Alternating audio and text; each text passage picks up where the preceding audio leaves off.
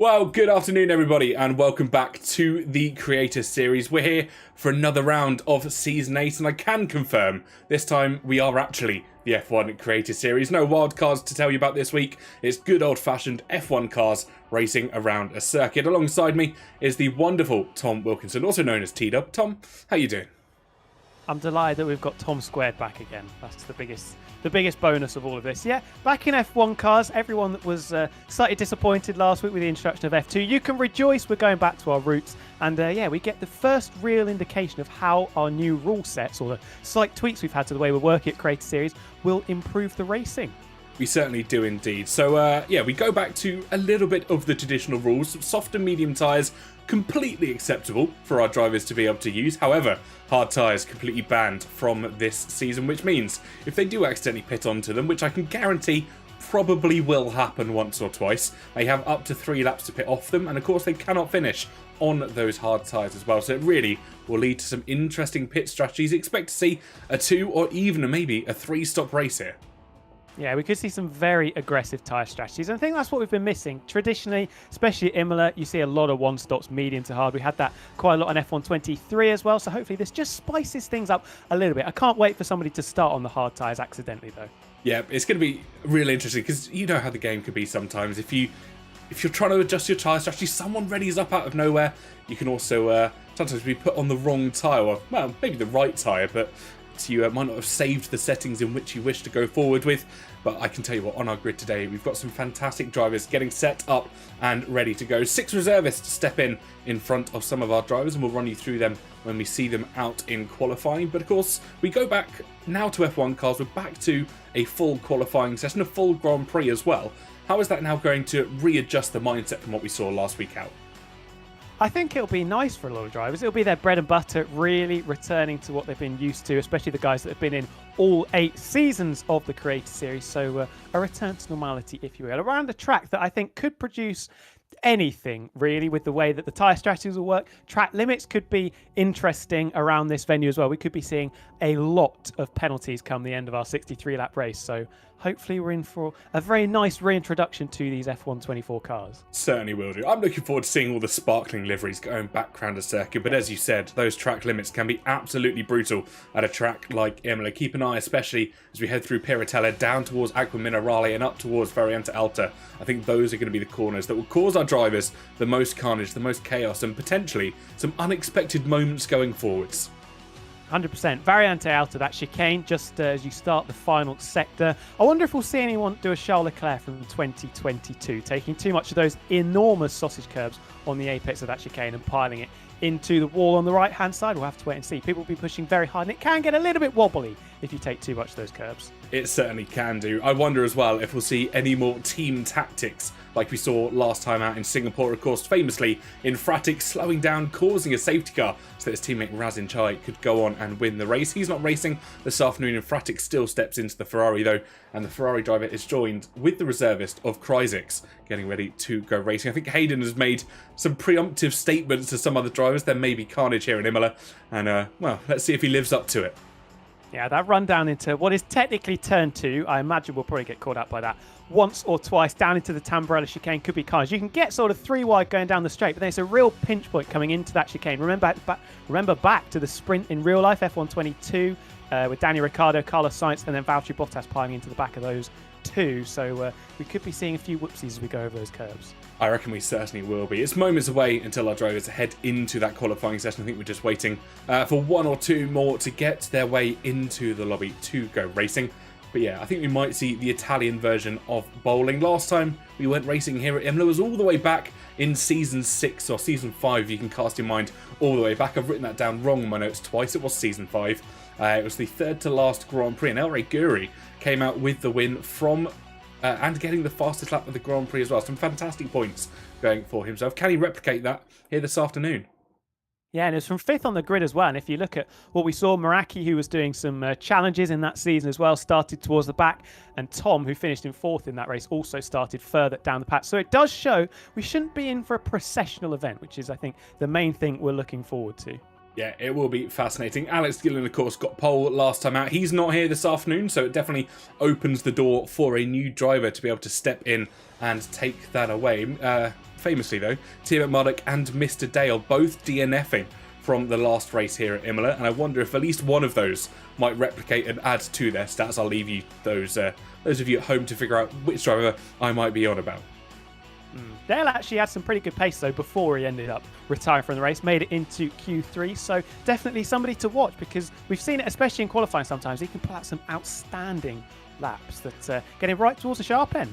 Certainly can. He is an absolute quality merchant. He's one of those drivers that maybe when you least expect it, he can pull a really fast lap out of the bag, securing his way through to Q3 on a number of occasions over the seasons. But sometimes his race pace and potentially his attention span, shall we say, maybe just letting him down. Yeah, consistency is key. That's what a number of very good Formula One drivers have said in the past, and maybe not an attribute that Dale is particularly adept at, but obviously a lot of time for him to improve on that, and I think he has been improving that in recent seasons. He certainly has. His breakaway into the F2 Championship and then coming back to F1, I think it certainly invoked a new lease of life on Mr. Dale. He's certainly come back not only with a point to prove, but with a fresh attitude coming into these races. He knows how quick he is. That's revoked his competitive spirit, and certainly I hope the season's results go his way. 100%. I think those sprint races in F2 probably helped him quite a lot because you've got to be clean, especially when you are the fastest driver. You have to say he's the fastest driver because he won the championship. Getting through the stragglers that are struggling for pace that are a lot slower, the skill gap in F2 is pretty wide. It certainly was in the earlier couple of seasons. So I think that gave him a lot of confidence and just improved that raceability factor that he was maybe lacking at times. It certainly did. His ability to go wheel to wheel will never be something that we fail to mention, though. He's one of those drivers you can quite comfortably go through corners with. Yes, he might have the occasional spin, but he's never going to be one causing the incident 9 times out of 10. Whilst we're quickly waiting for everyone to ready up, they are moments away. There are ticks on our screens. We'll run through the rest of the reservists here this afternoon. So Formula Kai steps into the Alpine car alongside of Tom. Bushy Ants returns to make his second race in a row as a reservist, this time helping out Matty D in the Kick Saubers. We've got Adam Sanderson alongside Meraki himself. We might see Australia all over again, if you remember back to last season. Blackmere into the Aston Martin in place of GB68, and Yorpa as well, making a return into the Mercedes alongside Noiguera. Yeah, Yorpa's the one I think everyone's going to have to watch out for. Usually very, very quick. Was having a good F2 race last week as well before it just went away from him with a couple of late safety cars picking up damage and maybe some substandard tyre strategies, but got to be watching out for Yorpa. He should be right at the sharp end with most of the usual suspects. We're missing a few of them, Alex Gillen, GB, to name a few, Raz and Chai as well, but the likes of Tim McMardock still here, along with El Rey Guri. We could be in for a very competitive Imola Grand Prix. I think we certainly will be. There's a couple of names in there that certainly stand a chance because Lolly Noba, last season's F2 champion, stepping into an F1 seat this time around. He's looked quick in the opening race at Singapore, maybe just dialing himself into the bigger, more powerful cars. But I'm going to put you on the spot just before you head into qualifying. Early predictions for pole or Inter's pole. I'll let you choose your mind up on that one. Oh, Inter's pole. That's a little bit of a Meraki thing, isn't it? Jake likes to go for the Inter's pole, and he usually gets it more often than not. So I'm going to say Meraki gets the intermediate pole. I'm going to have to go with El Rey Guri as well to take pole position. It might be a little bit of a safe bet, but I think the driver in that Aston Martin is going to be very quick. He certainly will be. I think if memory serves me correctly, Meraki actually got into his pole last time around out in Imola. So if he's one to bet on, he'll certainly be looking strong. We are in our qualifying session and we will switch over to get drivers up on the screens. Very, very excited. 18 minutes for qualifying number 1. 20 drivers in the session. And it should be a very, very interesting one. Starting off as we always do with those intermediate runs. Nobody coming out straight away, though. Getting the setups in, I would imagine. Yeah, almost certainly. Just making sure they're all fine-tuned and ready to go for the race. No confirmation yet as to what the weather may be for the Grand Prix when it happens later on this afternoon, but I can confirm about half the grid, as you can see on the screens, choosing the intermediate tyres for their opening runs. I think it will be the RB of either Safso, it is Safso, heading out first. Yeah, Safso had a pretty good run, actually, last time we went to Imola. Hasn't been able to pick up the headline results that he saw in the very first season of Creator Series, where he picked up that championship, but qualified in P4, finished in P5. One of the more strong results that Safso's had in recent seasons. So potentially this is a track where we could see him returning to the sharp end. Certainly could do indeed. It'll be a good point as well for all of our creators to get that Inter's pole position, because it's one additional point in the championship, and when things have been so close in recent seasons, it's real one that can help a driver out. 100%. And you've got to get that timing right. We've seen in the past people just missing out. You've got to get that lap in before the clock strikes 12 minutes to go. If you're at 11:59 and you complete the lap, you are not getting that point if you go faster. So people, I would imagine, piling out early on to try and get the best opportunity to get that one extra point.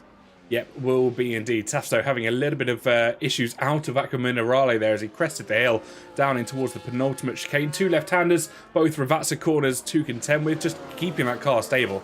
And I wouldn't be surprised if the intermediates are already starting to overheat. Yeah, it is a bit of an adventure when you come out on these green stripe tyres, but it is a lot of fun as well. As Saf so well had a little bit of a lock-up down into the first. Ravazza went a little bit wider than he would have imagined, but coming out of the second one and barrelling down towards the start-finish line is going to be the first to start our intermediate pole attempt of the session. He will be indeed down through turn number 1, which we're always going to get wrong throughout the course of this broadcast, down towards turns 2 and 3, the first chicane on this circuit, Tamburello, and then up towards Villeneuve, of course. He's got to keep the car stable within the track limits, and they have been so brutal over the course of F1 24, but he's so far doing so good. This will be a corner to keep an eye out for the race, because this could be a very car park corner if we look back to Singapore last time out. Definitely, if people are a little bit overzealous coming into the chicane of Variante Villeneuve, we could be seeing a few drivers off in the gravel. Tozo's a really fun corner. You can attack it as you can with the Piratella of turn 9. Got to be careful, track limits on the exit. If you get lazy with it, you are just going to go over the white line, and that is that lap deleted. Certainly is indeed. I think Mr. Dale be the car just behind Safso, so two Red Bull racing cars, albeit the sister team from one another, outsetting their Inter's pole first. However, Dale's not going for Inter's pole here. He's going for a straight run on the softer tyre. I can understand it, just trying to get a banker in early. He's obviously purple with Safso, the car in front, on the wrong compound if you look at the track conditions, so Dale should be going to the top of the timing charts, and that'll be nice. It gets him into the groove on these tyres and could potentially give him maybe a little bit extra confidence than some of the drivers that have started off on these Inters, albeit early in the session. Yeah. Oh dear, that is wide though. Well, it's wide, but it's somehow still valid in terms of a lap time. Safso, 1:17.945 on the intermediates. Dale immediately pips that out, a 1:15.850 on the soft tyres. So we'll keep an eye eagerly on that clock. We've got 2 minutes left of our Inter's pole competition, and it will be a bit of a split driver. Hard to keep up with now. Yeah, very difficult. Infratic, the only driver still in the pit, so he's definitely not going to be going for it. Here's Bushiance coming up to the Variante Alta. Just got to get it perfect as Tia McMardick into the low 17.2, puts 7 tenths between himself and Safso. Bushiance with a 51.6 through the first couple of sectors, attacking the curbs nicely there through the Alta. And that is Punju reversing his way around the Ravazzas. Not quite the optimal line there. Got to be careful you don't get disqualified. Yep, he does indeed. Of course, not cause any issues with drivers coming around behind him. I think Bushiance will be coming through those set of corners. Let's all watch on board with him. As you can see, Punju diving into the pit lane rather safely as intermediate times are coming rather thick and fast. Bushiance up to P4, so won't be good enough for Inter's pole at the moment. Formula Kai, as you said, just mere tenths, just under a tenth off what Tim and Mardick set. Yeah, it's a very competitive lap, and El Reguri in the Red Bull, not Aston Martin, as mistakenly said earlier, so it's just 4 milliseconds in front of that Alpine. Nogueira is going to be someone challenging towards the sharp end on these Inters as well, coming up to the two Ravazzas. Can he beat that 17.2 that Tia McMardick's currently got? Seems to be a very competitive time for the Papaya McLaren car. Certainly does indeed. Fantastic lap time to open up our Inter's competition of Season 8. Of course, not running last time out, and it is quick enough for Nogueira there. 1:17.266. So about 8 thousandths of a second quicker than Ben Daly could produce in their opening runs. 53 seconds left on the clock here, and I think drivers will be eager to get their final times in. Yeah, look at how close it is. Just over a tenth separating first down to fourth as Blackmere goes into pole position there. 2 tenths clear of Mr. Dale in that Aston Martin. Here is Tom, who's also going to be challenging towards the front. Kryzek, very competitive in Formula 2, jumping up as a reserve. What can the Scuderia Ferrari car do as he cuts the beam? Another car backwards. It's Kryzek that now takes it. First driver on the Inters into the 17.1s. It is indeed. Apologies for the laughter once again. Hayden Gullis, seeing how fast he can go backwards in an F1 car, and I'll tell you something for nothing. Not very quickly. Yeah, reverse gear being used more frequently than we normally see. This is Yorpa, who has invalidated on what is going to be the one and only intermediate attempt that Mercedes gets. So Yorpa's not going to take it. I think Kryzek's currently in pole position. Got to wait for Meraki, though, in that Williams. Yep, we will do indeed. He's across the line, 17.8. I'm assuming that was either an invalidation or his first run out, but either way, I don't think it's going to be quick enough as Hayden causing a permanent yellow flag here. And that's off into the gravel already. Just misses Hayden barely. Moving chicanes on the road. We can't quite see how long is left, but I think the 12 minutes will pretty much have passed, and it should be Kryzik's in that Scarlet Ferrari car that has taken the point for intermediate pole. Yeah, you've got to assume so. Of course, his teammate Infratic's still down in P20, not yet setting a lap time, so not everyone deciding that they wanted to go for it. Meraki, Dragonflies, both drivers that have invalidated their opening runs. Of course, Punju spinning at the final corner, as was Hayden Gullis, who P15. I'm going to assume we're well past that 12 minutes now, but that permanent yellow flag up, there we go, 11 minutes 19. So Kryzik gets that extra point for pole, well, Inter's pole position. Yeah, I'm interested to know what rules we've got on, because two drivers reversing quite a long way down the main straight and through the Ravatsas. Hayden's still going backwards, so maybe the disqualifications have been turned off slightly, because this doesn't look entirely illegal going by the FIA manual. It's not indeed. He keeps spinning at every curve he touches. He ends up in the grass and the gravel, and it'll be interesting to see what it looks like from a driver that is passing, if I manage to catch one. Potentially Safso going past. No, a little bit too late. It'll be the other V-carb. No, it won't be the other V-carb. It'll be one of the Alpines, I'm going to assume, probably, of Tom. Yeah, Safso, the first on the road on these soft compound tyres. Tom returning to the pits, having invalidated. He didn't get a particularly good interzap in there. 18.4 may have been compromised somewhere. Here's Adam Sanderson stepping up into that Williams car. He'll be hoping to make it out of Q1, you would imagine. You'd hope so. Adam Sanderson, of course, quite quick in the F1 cars and the F2 cars, actually, as we've seen over the course of a season, and we'll be looking to put a stamp down here in the first full qualifying run that we have in Season 8 of the Creator Series. He'll cross the timing beam and start his first timed lap with 10 minutes left in this Q1 session. I really enjoyed driving this track, I have to say. You can be really brave. You've got to attack the curves because there's so much time on the table. Down into turns 2, 3 and 4. Got to get the line right, a little bit wobbly over those orange sausage curves on the inside, but looks fairly decent from Adam Sanderson. And now down into the Variante Villeneuve chicane. This is where we think we're going to see car park corner come the main race again. A little bit unstable coming through 6, but so far so good up towards Toza. Yep, through the left-hander, up the hill, they'll climb now towards, of course, Piratella and down towards Minerale. It's so careful. They have to get that exit out of essentially the hairpin right. You want enough traction on the car, but not too much where those rear wheels are going to spin and lock up. I'm just going to switch to Hayden quickly. He's going again here, Tom. Yeah, he's trying another go. We'll see what this absolutely incredible lap time is as he cuts the beam. It's a 3:16. That is outstanding. I think that is bonus point for pole position as the slowest lap that we'll ever see in F1 Creator Series.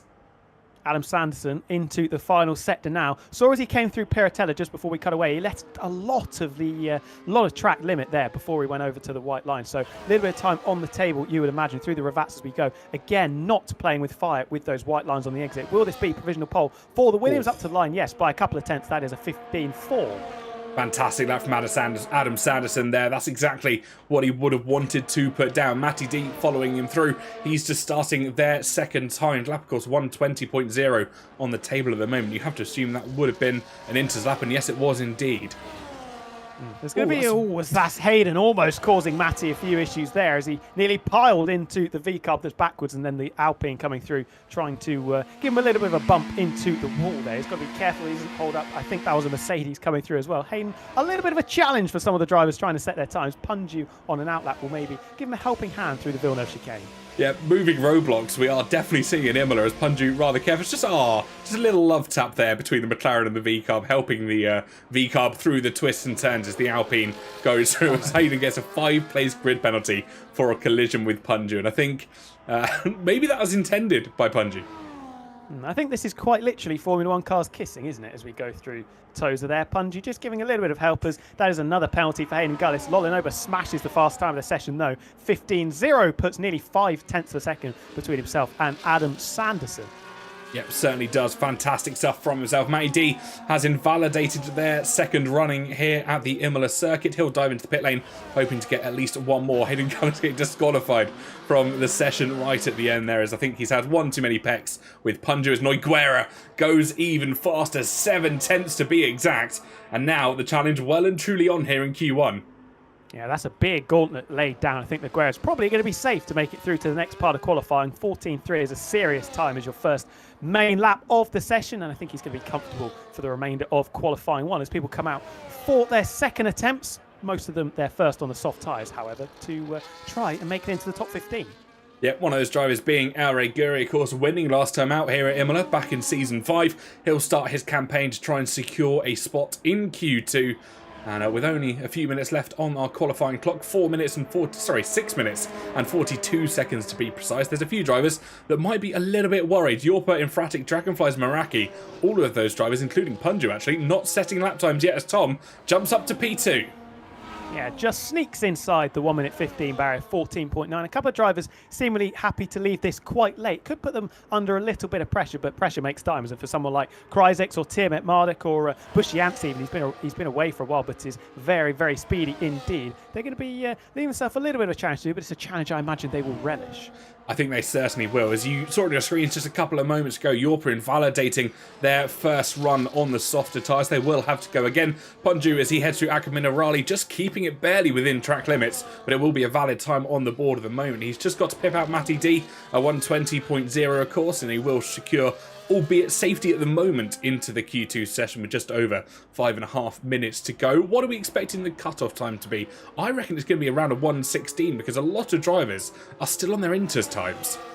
I think it's going to be quicker than that. I think you're going to have to need a low 15 to be honest to get through. We'll see as Punju comes up to the line. That's a 15.9. I can't imagine that will be good enough. Aure slots into second place, 14.5. That guy Vince has left the session. He's going to have to try and get back ASAP because there's not a lot of time remaining, just over 5 minutes as we watch the Williams and Meraki coming through the Aqua Minerali and up towards the Variante Outer. Should be challenging in those mid-14s, you would imagine. Purple to the middle sector split.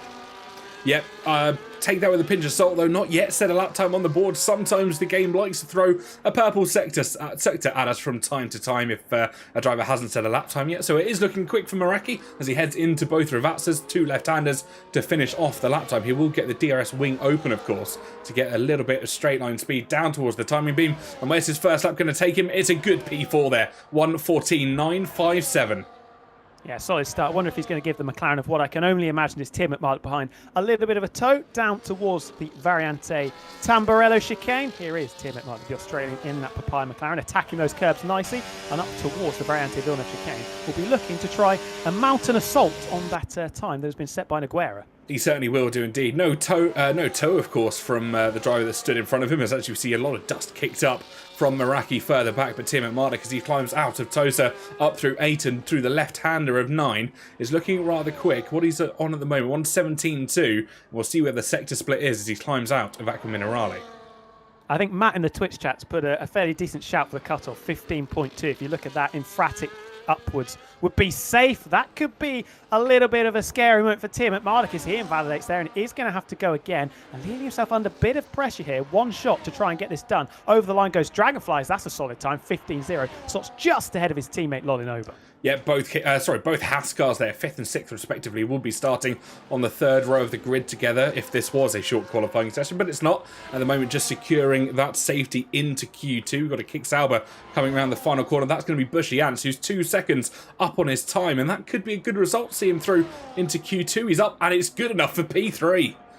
Very, very impressive. Challenging right with the big boys, and considering he took a decent chunk of time away from playing this game, this is a real nice return to form for Bushy. Tiamat Marduk's going to have to go again. I wonder if this is going to be another push-up or whether it will be a cool-down and go again. We'll have to wait and see. Kryzex improving, down in 14th, Infratic invalidating. On the in-lap returning to the pits, I wonder if Fabio's got to go again. 15.1, could be playing with fire a little bit in 9th position.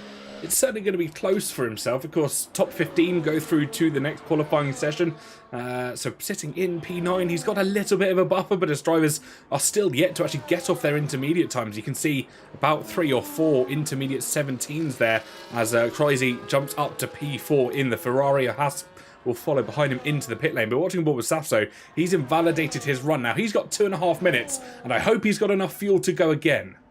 100%. A lot of big names under pressure here. Tiamat Marduk, one of them, big wiggle coming through Aqua Minerali, putting a lot of pressure on himself here, Ben, making some very schoolboy errors here as he pushes very hard just to get into the top 15. Yep, he's under a lot of pressure at the moment. He normally would be safely through to a Q2 session here, but at the moment as he heads down towards the two Rivazzas, he's had an issue heading out of Acqua Minerale. He's got to not run wide of the track limits. He's managed to keep it within them this time around. 15th is where he stands as he runs up towards the line, rear wing open now, and he is safely up to P10. I would be sweating a little bit with that time. 15.1, just ahead of Infratic, 1 millisecond behind Formula Kai. There's some quick drivers that have got another lap to try and get themselves above that time by Ben, so might be sweating in a couple of minutes' time. We'll have to wait and see. Yep, if I'm Mr. Dale, I'm definitely sweating at the moment. Sat in P14 with a lot of drivers who are going out on out laps at the moment. He finds himself on what has to be his final run of the session. He's improving by about 77 thousandths of a second through the first sector. He climbs the hill now, and he's got a car in front. It'll be one of the McLarens giving him a little bit of a tow down towards Acqua Minerale, and actually they pull out the way. Yeah, getting out of the way. Who's also under pressure? Safso. Obviously, we saw that invalidation. Haven't seen anything from Vince on the soft tyres yet so far. Dale with an invalidation. He's going to get another go if he's got the fuel left, but that is not good news at all. Only 14th and the second slowest driver of the drivers that have set times on those red stripe soft compound tyres. Yep, not what he would have wanted to see. Bushian's retiring, deciding P3 is quick enough for himself, and I'd be inclined to agree. Punju, who sits in 15th, on their outlap at the moment, so hoping to be the last driver across that timing beam to start a lap, as I think Dale is now trying to charge as much of their battery as they possibly can. We got an Aston Martin going quickly. I'm going to assume that is that guy Vince. He's 1.8 seconds quicker than his original lap, and that could be quick enough to get him through to Q2. Up to line we go with the Aston Martin. Needs to probably be in the low 15s, into the 14s, just about by 2 milliseconds. Vince is probably going to be safe enough with that. His teammate needs to get a bit of a shift on, down in 14th now as he was bumped down by Vince. 15.6, same with Matty D, who hasn't set a representative time thus far. Tim at Bardic, I believe, might be going again. No, entering the pits there. So banking on that 15.1, that's going to be enough to get him through. Safso going again as well.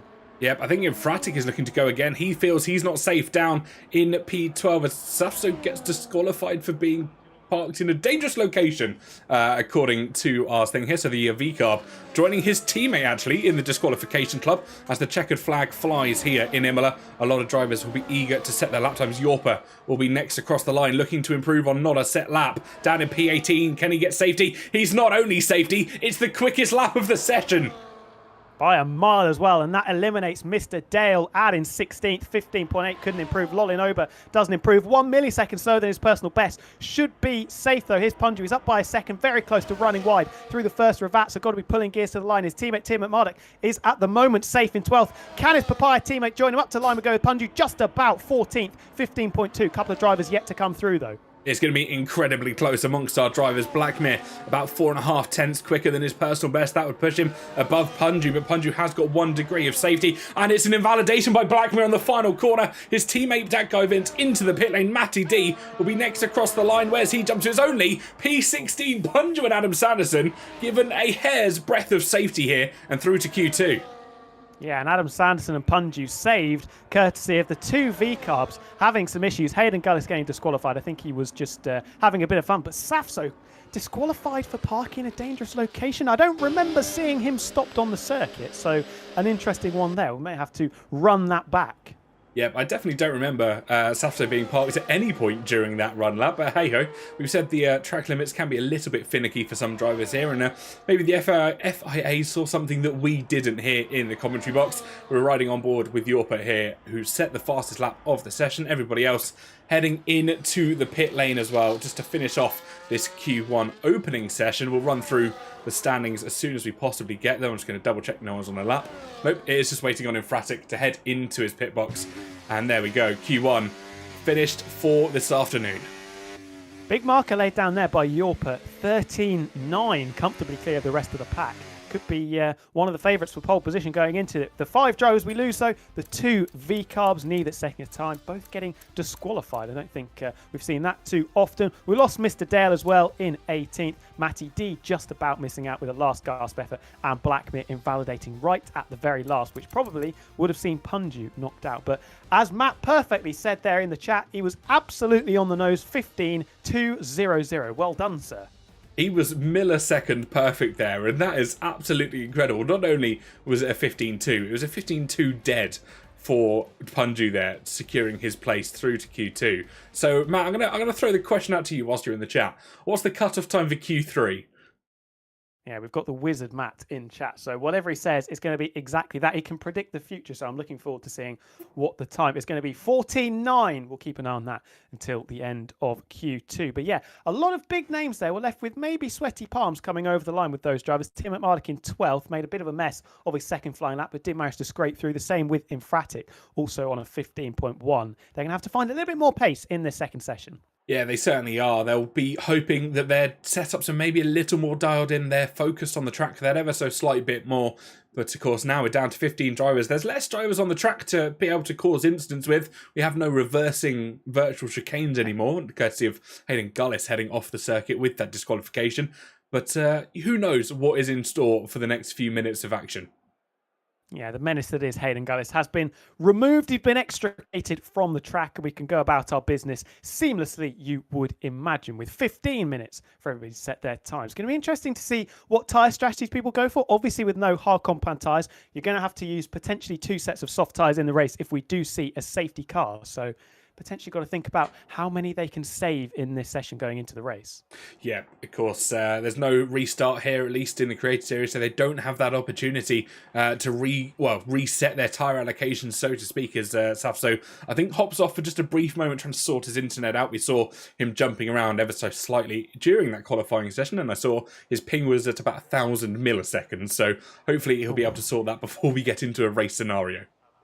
That is a yikes. Is he playing from the International Space Station? I mean, that is crazy stuff there. Was there anyone that stood out for you in that first qualifying session? Obviously, Yorpa with the headline time. I've got to say, Bushy Ants, though, looking very competitive in only his second race back on that 14.7. Hopefully a little bit more time to come as well from that Sauber. Yeah, I mean, Formula Kai getting through to Q2 in, I believe, his first F1 appearance here at the Creator Series is always going to be a fantastic moment for themselves. But, of course, all the reservists that have come in and performed so far, I think it was only a couple that missed out, Blackmere and potentially... no, it was just Blackmere that missed out of the reserves. So we got 5 reservists in a Q2 session, which is absolutely fantastic to see. Yeah, it just shows how competitive the pool of drivers is in the Creator Series realm. It's lovely to see, and hopefully we continue that on through Q2 and Q3. I wonder if we'll see any big names falling by the wayside, maybe getting caught out by the track limits, as a few of them did on their first and second runs in qualifying 1. Well, you never know what is going to happen. It is Bushy Ants that leads our drivers out, though. Just behind him, El Rey Guri, and I believe it will be the Haas car of Dragonflies just behind. So your front 3 leading out for Q2. 14 minutes on our clock here, 13 and a half left. So probably only enough time for 1 or 2 runs, if they so wish. Might be able to squeeze a third in there if you absolutely need to, but they'll be hoping not to burn up as much tyres as they'd like.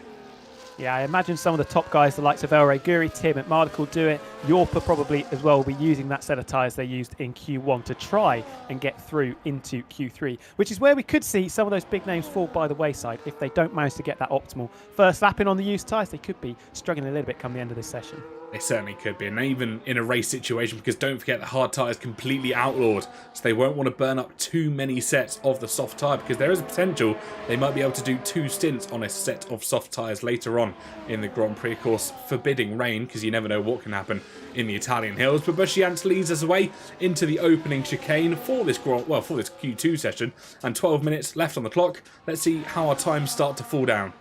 Well, he's bailed out, and I was going to say, looked very ragged going through Tambray. I think he just got on the grass coming through turn 3, so backing out of that one and going again. This is El Rey Guri up towards Toza, getting the Sauber out of the way. Negotiates it very nicely and on the power as soon as you can, as you barrel down through the kink of 8 and up towards turn 9 of Piratella. Yep, down towards left-hander Piratella, in towards Acqua Minerale, and El Rey Guri now will be the first driver to set their competitive lap time. 12 minutes on our clock, and the Red Bull will lead us away. Of course, his teammate invalidating their final run, crashing out, of course, of Q1 in a rather dramatic style, and we'll be hoping not to replicate that come race day as well. Just realised we might help if I had our sector timings up at the top right-hand side of our screen there, but there we go. El Rey Guri with a 1 minute as we crest the hill down towards the 2 Ravazzas. Look like a decent lap so far, although the Haas behind is keeping up very, very handily. Whoever that is, I think they're going to be pretty satisfied with their efforts. Big wobble going through the final corner of the second Rivazza there for El Guri, pulling gears up to the line. The Haas boxes into the pits. 14.5, there for El Guri. Would maybe be hoping that would be a little bit quicker. Tim Marduk, a little bit more stable coming through the final corner. Can that McLaren get into the 14s for the first time this race? No, 15.0. So not quite on the pace there, Ben, starting up. Yeah, not exactly what he would have wanted to see. Of course, Bushians across the line, 1:24.6. We saw he backed out rather earlier. Formula Kai puts the third fastest lap time in at the moment at 15.1 as Noiguera once again goes fastest by about 2 and a bit tenths there over his competitor El Guri. So Mercedes advantage as we lead about halfway into this Q2 session.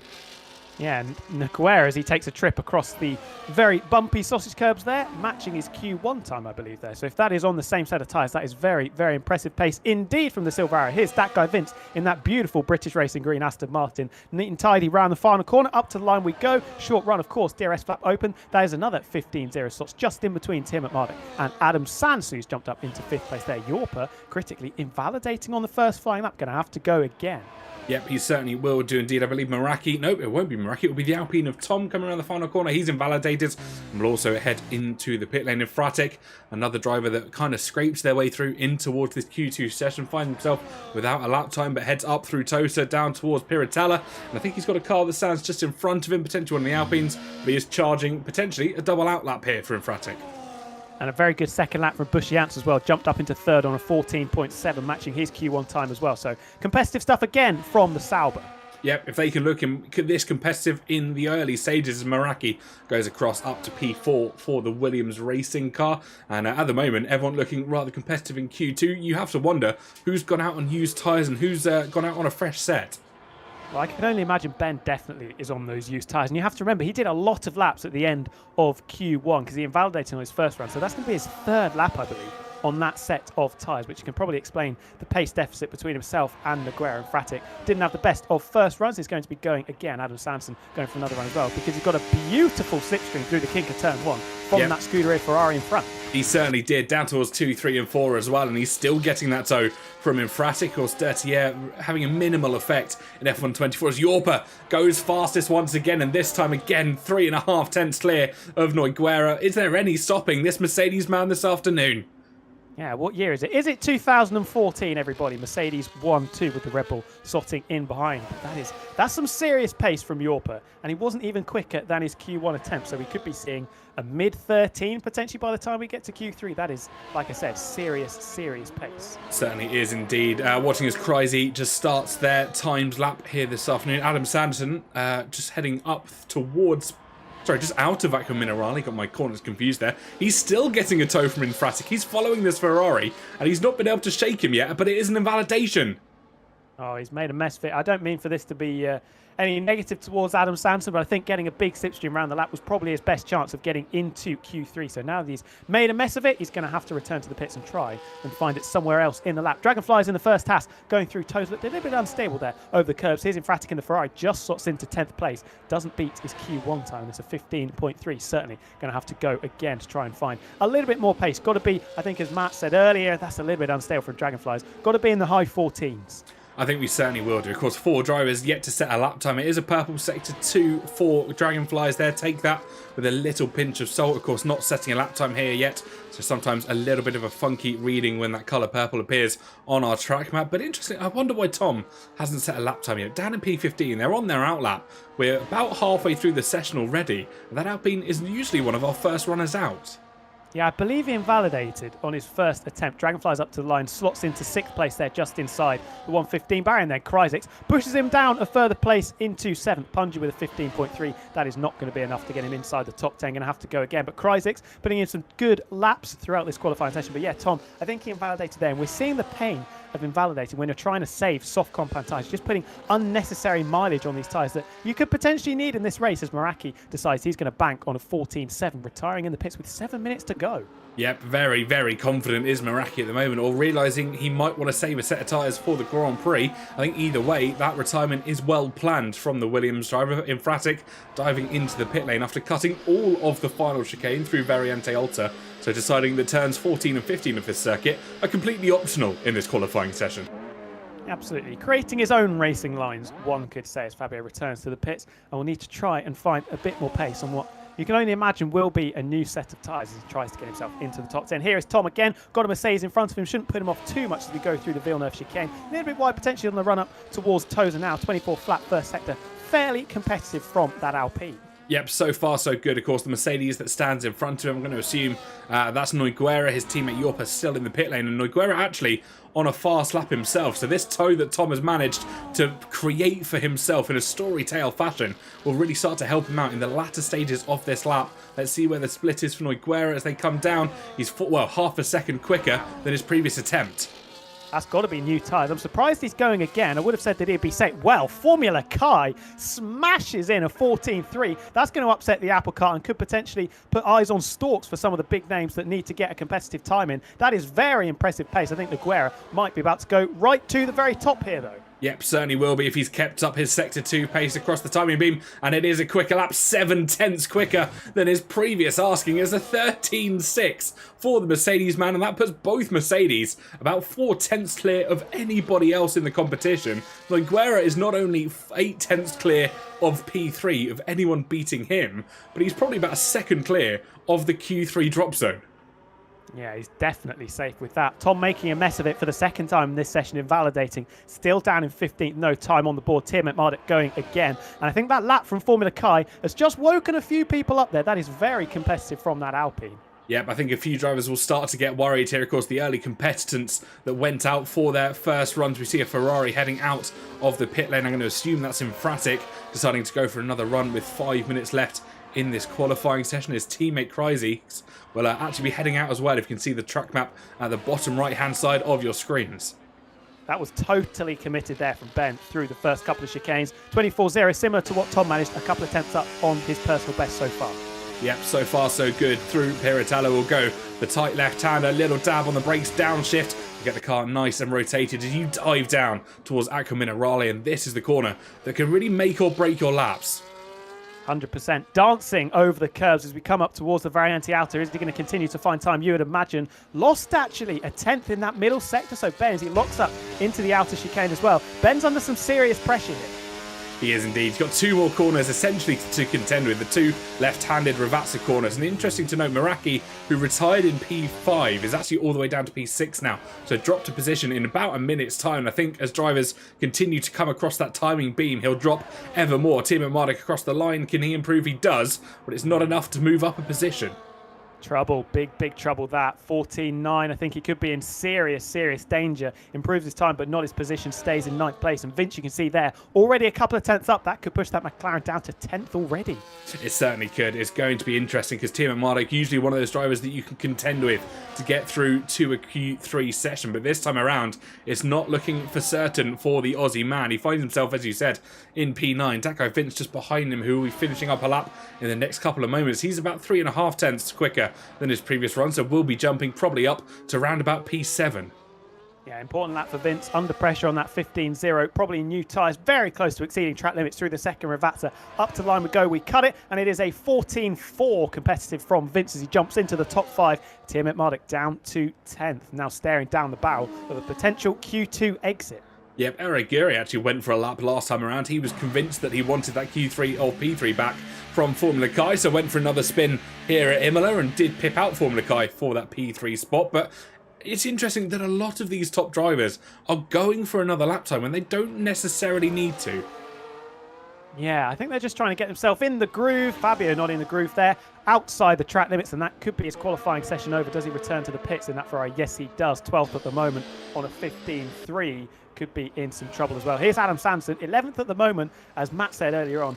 14.9 looks like the time to beat at this stage. I think he might have got it almost spot on once again, if not just a little bit too high. Of course, 300ths of a second is what separates our drivers as Crazy goes up to P6 in the other Ferrari. So one driver who's considerably at risk, and I don't think Infratic is going to be able to get out once again for another run. But his teammate up to P6, and so far looking rather secure as Meraki retires and Formula Kai decides he's done as well.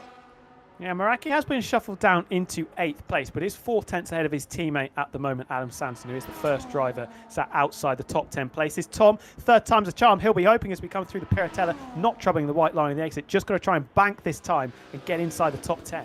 Yep, that's what he'll be hoping for, of course, as he heads through Acqua Minerale down towards Variante Alta, turns 14 and 15. It's a purple sector 2, ever so quickly blipped up on our screens, but we'll keep an eye as he heads down to the 2 Ravazza corners. Again, another make or break corner. Rear ERS light is charging ever so slightly, so I wonder if there's a minuscule mistake for the Alpine car, or if he's trying to go again. He's got some battery left as that guy Vince retires from the session in the pit lane, but keep an eye on Tom. He's P15 at the moment. His only timed lap that he might be able to muster up. He comes across the line and safely into Q3 with a P4 performance.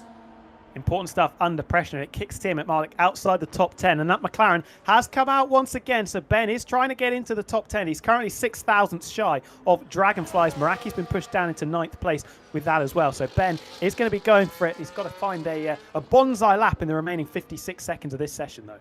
He certainly does. Yorpa, again, one of the drivers that's come out for another lap, whilst quite securely up in P2, maybe really not as secure as they thought they would have been, but I can almost confirm that neither of those Mercedes cars are going to be dislodged, at least nowhere near down towards out of the Q2 sort of area of this leaderboard as things stand. Surely he'll head into the pit lane, or maybe it's just a bit of a lap of honour for Yorpa to get some used tyres into another groove. Potentially practicing his race pace, maybe, on those used tyres. But he's going to be going again, obviously. He'll be safe. I think Adam Sanderson up to the line has made a mess of that, backed out somewhere, going to have to go again, currently on a 15.1. Got to be in the 14s now. Dragonflies on a 14.924. I think some teamwork working here for the Haas pair. And Lolinoba, well, he kicked his teammate out, and then Dragonflies returned the favour up into 5th place. Yep, certainly did. Aragura goes quicker again, 2 tenths this time around. I think Infratic has managed to get round to stay out a lap time, but Tim Marek has also been able to get out just in time. So keep an eye on Mr. Ben Daly and, of course, Fabio, the last 2 drivers that will cross this line. Crazy came across in towards the pit lane. He can't improve. Tom dives into the pit lane expectedly there. He's gone quick enough for this session. Yorpa is still going quicker. So most likely, it looks like it's going to be Meraki versus Tiamat Marduk here for the final spot in Q3. Lolinoba setting that 14.8 before getting bumped down by his teammate. Punju invalidating over the curbs. That is going to be the end of his session. Adam Sanson off in the pickets as well through Acqua Minerale. It looks like it's going to be McLaren versus Williams. Lolinoba down by a 10th of a second through the first sector. Yep, I don't think he's going to be able to improve unless it all went wrong in Sector 3. And Fratic, though, has retired in the second sector. If they came out of Tosa, that Ferrari car almost certainly in a wall. And I wish we could jump across to have a look what happened. But El Guri still on a lap. But I'm going to keep an eye on Team at Marduk down in P12. Can he improve? Can he get through to Q3 at the final time of asking? And he pulled the rabbit out of the hat. Even Stevens through the 2 Ravazzas, pulling gears up to the line. Needs to be in the high 14s. Ben needs to find improvement to get into the final part of qualifying. Well, must have put the new tyres on, found 7 tenths per second. Who needed to worry about the fate of Tim at Marduk? 14.2, he is comfortably into the top 10. It means that Meraki, right at the last gasp, is kicked down into 11th place. Wow, talk about a confident retirement for Meraki. He thought it was all good and dandy up in P3, and the times came thick and fast in this running order. And I tell you what, Tim at Marduk putting the final nail in the coffin there.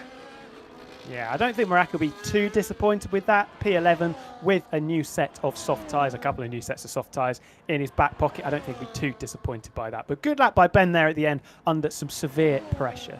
Yeah, he's pulled a really good lap right at the death there, up of course into the Q3 session, the top 10 shootout, as a lot of people have referred to it, and we'll finally get our complete classification here for the Formula 1 MSC Cruises Gran Premio de Made in Italy El Del something that I ran out of time to say.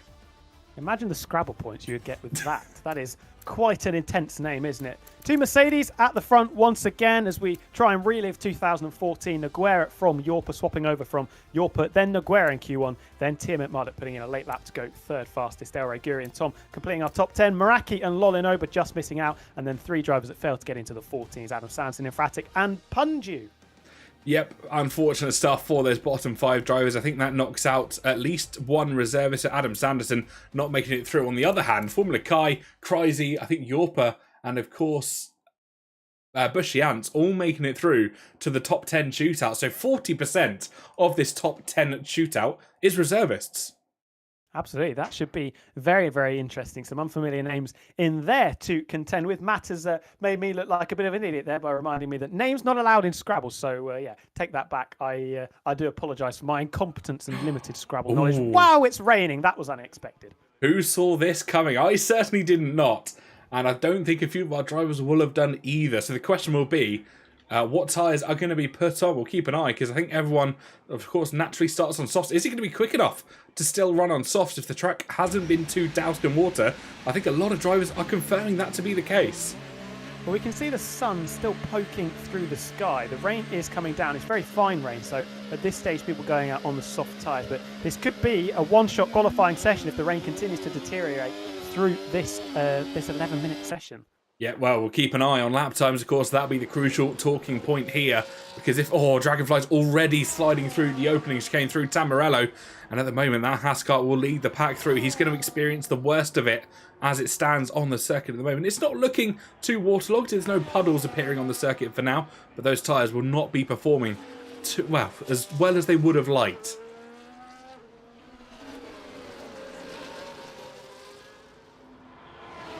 Yeah, it's going to be interesting to see how these guys can contend with these conditions. It's going to be very, very difficult big slide through the Piratella from Dragonflies there, and potentially just trying to find the limits on this outlap, what one could say.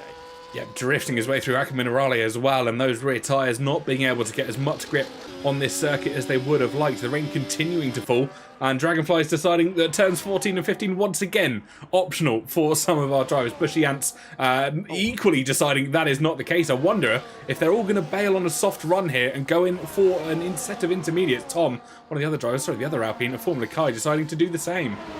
I wonder if this is potentially a race around the circuit to try and get the best track conditions possible. Look at the gaggle of cars coming through the Rivazza. That could pose issues for those drivers. Yorpa invalidating a lot of them, flying over the grass. But at the moment, the Haas of Dragonflies in some very nice clean air.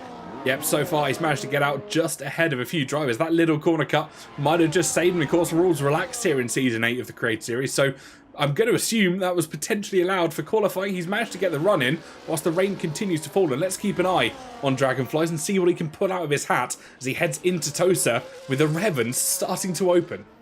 Yeah, how unstable is that Haas going to look as we come through the middle sector? Look pretty neat and tidy through turn 7 to Tosa. This is where he had a big slide on his outlap, the Piratella. The rain getting worse as we come through. Another little bit of a tail wag as we go through turn 9. Just about keeps it on the straight and narrow. And Elray, pointed out correctly in the chat, has come back into the pits for intermediate tyres. And there is the notification that says that those ints are going to be quicker. DRS disabled.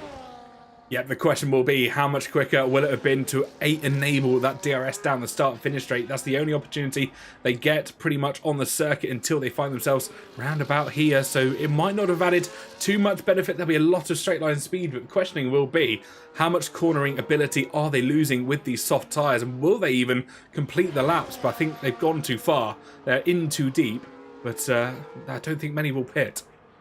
Well, could this be pole position for Dragonflies? He comes up to the line set at 24.3. Unlucky, Matt. I don't think you're going to get the prediction right there. Crucial invalidation for Yorpa. He returns to the box. Bushy Ants up to the line. Beats him by a second. 23.3. This is going to be a test of driver's confidence. Kryzik's to a 23.0. Formula Kai slots in between the pair of them. Yep, fantastic lap from Kryzy there. Fantastic slap from Formula Kai as well, as we see Team Imola trying to find some traction in that by McLaren. Rounds the final corner as I think Noguera up to P5. Team Imola into the pit lane, deciding he could not go any quicker than that pole time. Tom is going to at least set a lap time here this afternoon, but Eric Guri now in an awkward position. He's going to have a lot of free air with those intermediate tyres on. So what did we say earlier about the reserves? They currently hold first, second, third, and potentially fourth actually there with Dragonflies. That could be... No, I don't think Dragonflies is reserve. So first, second, and third reserve drivers. The big names, Elray didn't set a time. Ben came back into the pits. Yorpa's been quick all weekend so far. Didn't set a lap time. And Aguera only getting a 25.2. This could be a very mixed up grid here. I think it certainly will be indeed. Yeah, as you said, the 4 reservists, 3 of them in that top 3 at the moment. Yorpa finds himself down in P10, of course, invalidating his run at the moment. Well, what can Guri do as they head through the 2 Rivazza corners? I don't know whether it will be quicker. They're going to set themselves up for a hot run. Of course, DRS not being enabled for their run, so could be significantly slower in a straight line. But whether those tyres have a lot more grip in the corners, which we tend to have a lot of in here at Imola, could be very, very powerful indeed. Yeah, so 23.0. They're about 10 seconds slower than what they were doing in Q2. What's the delta between those soft and the soft and intermediate tyres when the rain starts to fall down? Big snap coming through turn 4 there for Ferrari. On the limit, quite definitely. And again, getting the tail out through Variante Villeneuve, pushing this very, very hard to try and potentially challenge these soft runners out in front. Yep, the question will be, and I think a lot of drivers that are on their outlaps at the moment will be watching El Reguri, see what lines he's taking, as it's a massive snap of oversteer for Jorpa in the background, just managing to keep that Mercedes car pointing the correct way. But at the moment, El Reguri showing the rest of the field what the intermediate tyres are going to feel like. It's raining a lot heavier on track now. You can see puddles already starting to form here in Imola, and I wonder how long it's going to be until we potentially even see the full wet tyres or some early retirements. Definitely. I wonder how big the smile on Krysik's face is going to be. Could be looking at a potential pole position for that Scarlet Ferrari car. El Reguri has been pretty neat and tidy, definitely pushing this hard through the first couple of sectors. Only the 2 Ravazzas to negotiate now. Yep, 2 left-handers, of course, 2 tight corners. You can pretty much take them flat out in a modern-day Formula 1 car in the dry. The rear, again, sliding all over the place. He's going to be fairly on par with some of the drivers as he comes around the final corner. He's not only going to be on par, he's going to be 2.5 tenths, not 3 tenths quicker than they were on those softer tyres. El Reguri has come to play. Absolutely, and these guys that set those times on the softs are 100% going to have to go again. If the track conditions continue to get worse, it could be El Rey's day. Ben, got to be careful you don't invalidate coming through the final corner. Jorpa been the fastest driver so far, skating through turn number 4 as El Rey did on the previous turn. Got to try and get a competitive lap in here.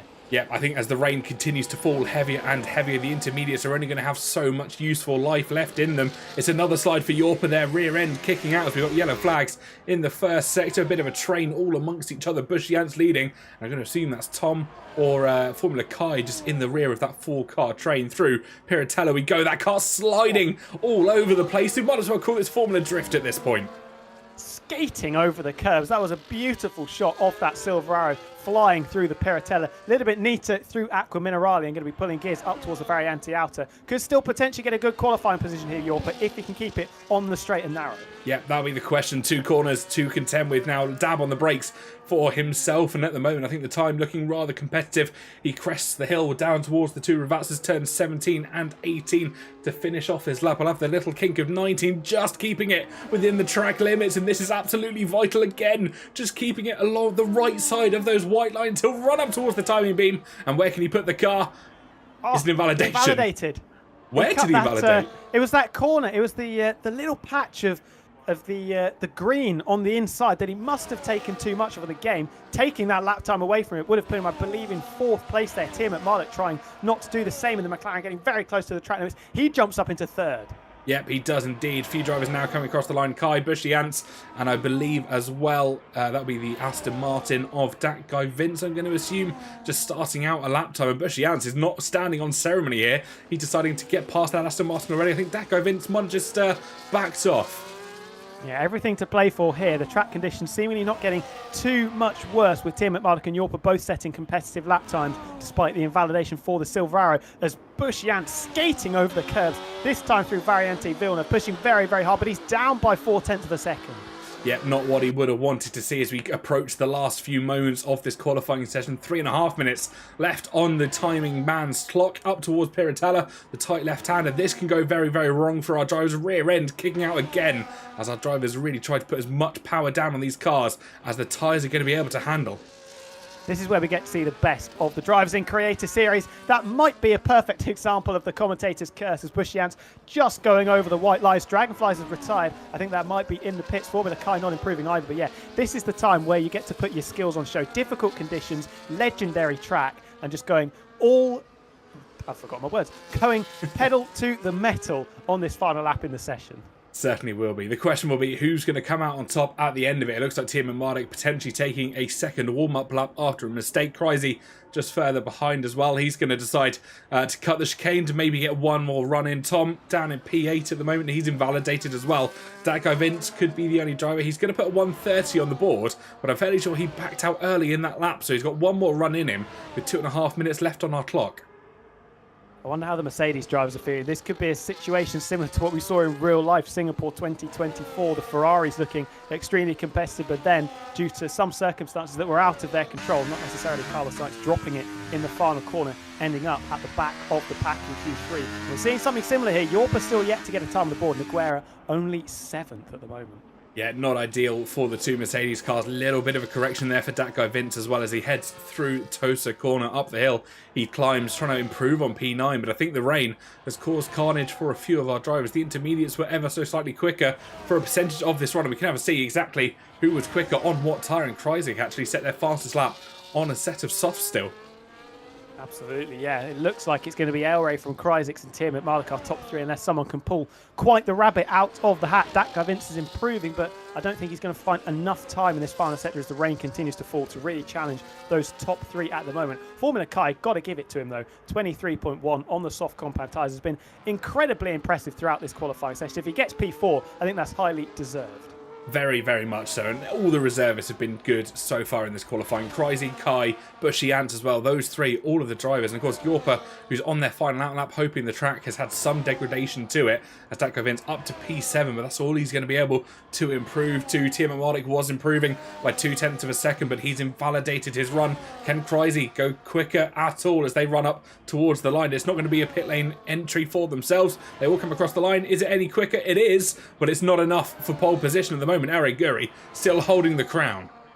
Yeah, 16 milliseconds of improvement, but no change in position. Tom up to the line for a first representative time of the session. It's a 23.7 to only go. Position number 7 as that's Nogueira skating his way out of the Variante Alta. Yep, Jorpa here on their outlap. They're leaving it right until the death. 35 seconds left on the clock. One more corner to contend with to start their lap, of course. They haven't set one yet in the rain, so we'll be hoping that they find some good luck with the checkered flag starts to fly. The first driver that will start, or at least cross the line, will be Bushy Ant when that checkered flag flies. He's not improving. The driver behind him, that guy Vince, I don't think they're going to be improving either. And they've invalidated. Looks like it's down to Tim at Marduk, who is also invalidated. It's a sea of red at the moment on the track maps, and the scarlet red car is still pushing there and trying to challenge El Guri for that pole position. Yeah, we'll see where he is at the sector split as they head up through Eka Minerali, and then they'll get the timing beam to finish off sector 2. Can Kreisig go any quicker? The checkered flag is now flying. Eric Guri couldn't go quicker. It's 8 seconds slower there for Kreisig. He's not going to be improving. Tom also 7 seconds slower, so Jorpa now will be the only driver that can pip out for pole position. It's going to be an almighty ask for the Mercedes car as he heads to Eka Minerali, but will he be able to do it, or where do you reckon he's going to be able to finish? Well, it's going to be difficult, isn't it? Has done a 23.1 so far in this session, but that was when the track conditions were a little bit better. As we come up towards the Variante Alta, got to be careful over the sausage curb not to invalidate. Does that nicely, and now with just the 2 Ravazza to go, where can he manage? It might only be 10th place if the track conditions continue to get worse. It certainly might be. He's got 2 corners to contend with, and he's got only about 10 seconds to make it to the line. If he wants any competitive lap time in amongst this Q3 field, he'll be able to run down now. Be careful not to invalidate on that little green strip, which we've seen so many times, and it's up to P4. He's pipped out his teammate and will start alongside Tiamat Mardik on the second row of the grid. It's a good recovery job from both Mercedes, in fairness, both setting 23.1s to end up 4th and 6th. Good time at the end of the session from Jorpa, but it's El Guri, got the strategy call, absolutely bang on, takes pole by just under 0.3 of a second, pitted straight away onto the intermediate tyres, was definitely the right call. Yep, fantastic drive and fantastic opportunity for himself. Jorpa, of course, though, jumping up to P4. That makes it 4th through 6th, I believe, for the reserves here this afternoon. Bushy Ant being P7, if my memory serves me correctly. We'll have a full run through in just a few moments time, but here we go. Your pole position sitter for this afternoon, Eric Guri, of course, won last time out in season 5 when we came here at Imola and got the fastest lap to boot, and he's got the fastest lap in our qualifying session here this afternoon. Kreisig will start alongside him in P2. Tiamat Mardik and Jorpa to make up row number 2. Formula Kai and Nogueira row 3. Bushy Ant and Tom row 4, and then row 5, that guy Vince and Dragonflies for your qualifying session. A real mix of tyres, a real mix of conditions as well, and our drivers doing their absolute best.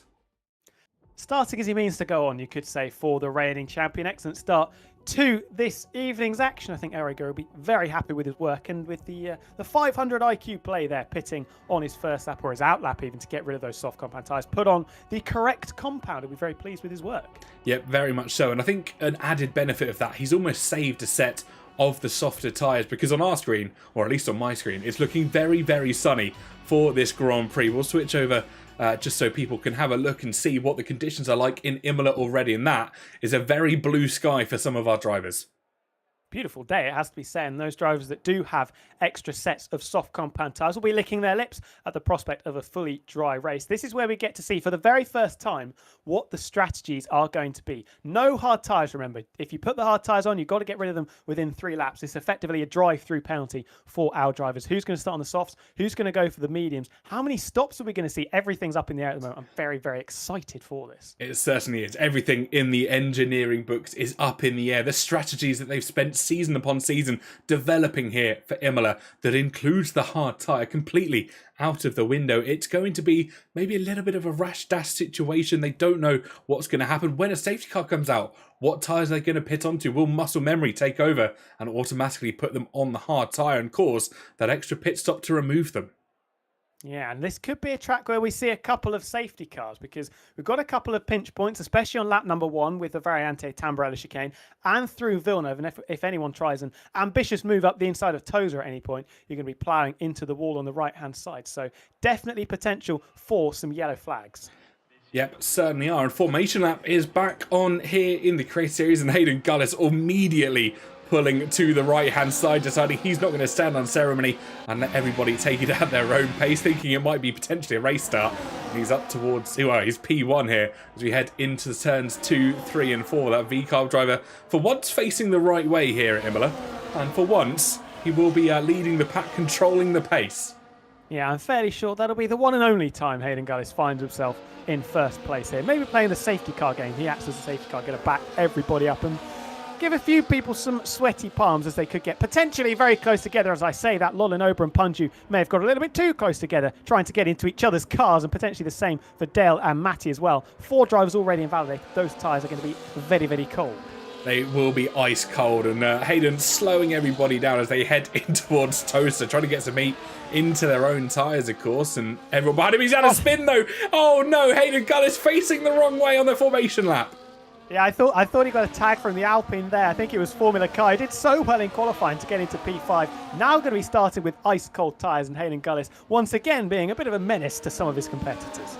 Well, I think that I don't necessarily believe in karma, but it's happened here this afternoon. Hayden Gullis causing chaos not only in Q1, but on the formation lap as well. We said it was a content league, and that's where we've gone back to our roots, and Hayden Gullis really determining that that is what he is here for. He's not necessarily here to race the quickest race he can. He's here to cause some chaos and carnage amongst the field, and I am all for it. I think Hayden will be a little bit disappointed, though, that he only got 1 car to come with him. He was probably hoping that he could bowl a strike, but in the end only took the Alpine of Formula Kai with him, was potentially trying to get some of those leaders to make the run down into turn number 1 a little bit more interesting for those guys at the sharp end. I think that would have been the hope. Safso's teammate, of course, both of the V-Carbs facing a disqualification during the during the Q1 session, should I say. So they will start at the back. Mr. Dale down in P18, DNFing last time out in Imola, down in Season 5, alongside Tim and Marduk, who finds himself up in P3. So they'll both be hoping that history doesn't repeat itself at Imola, but we will have all of our drivers on the starting grid. Tyre strategies there at the moment. We'll throw all of them out the window because hard tyres are completely banned, and we are lining up on the grid, getting ready to go racing. We've got the awful camera view facing behind us, the Aston Martin there, pointing pretty much in towards the rest of the field. That will be Blackmere, but we have got lights above our heads. We're back in the F1 cars, ladies and gentlemen, and the lights go out, and we go racing in Imola, and Elray Guri with a fantastic pull away down towards turn number 1. Crazy will immediately go for the move and make it 3 wide with Tim and Marduk and Yorper alongside him, but I think Elray Guri will have the pip out as they head into turns 2 and 3. Tim and Marduk just has to back out with the Red Bull leads, with the McLaren who just pips out Crazy there. The Mercedes of Yorper and Noguera, both of them slipping through at the moment.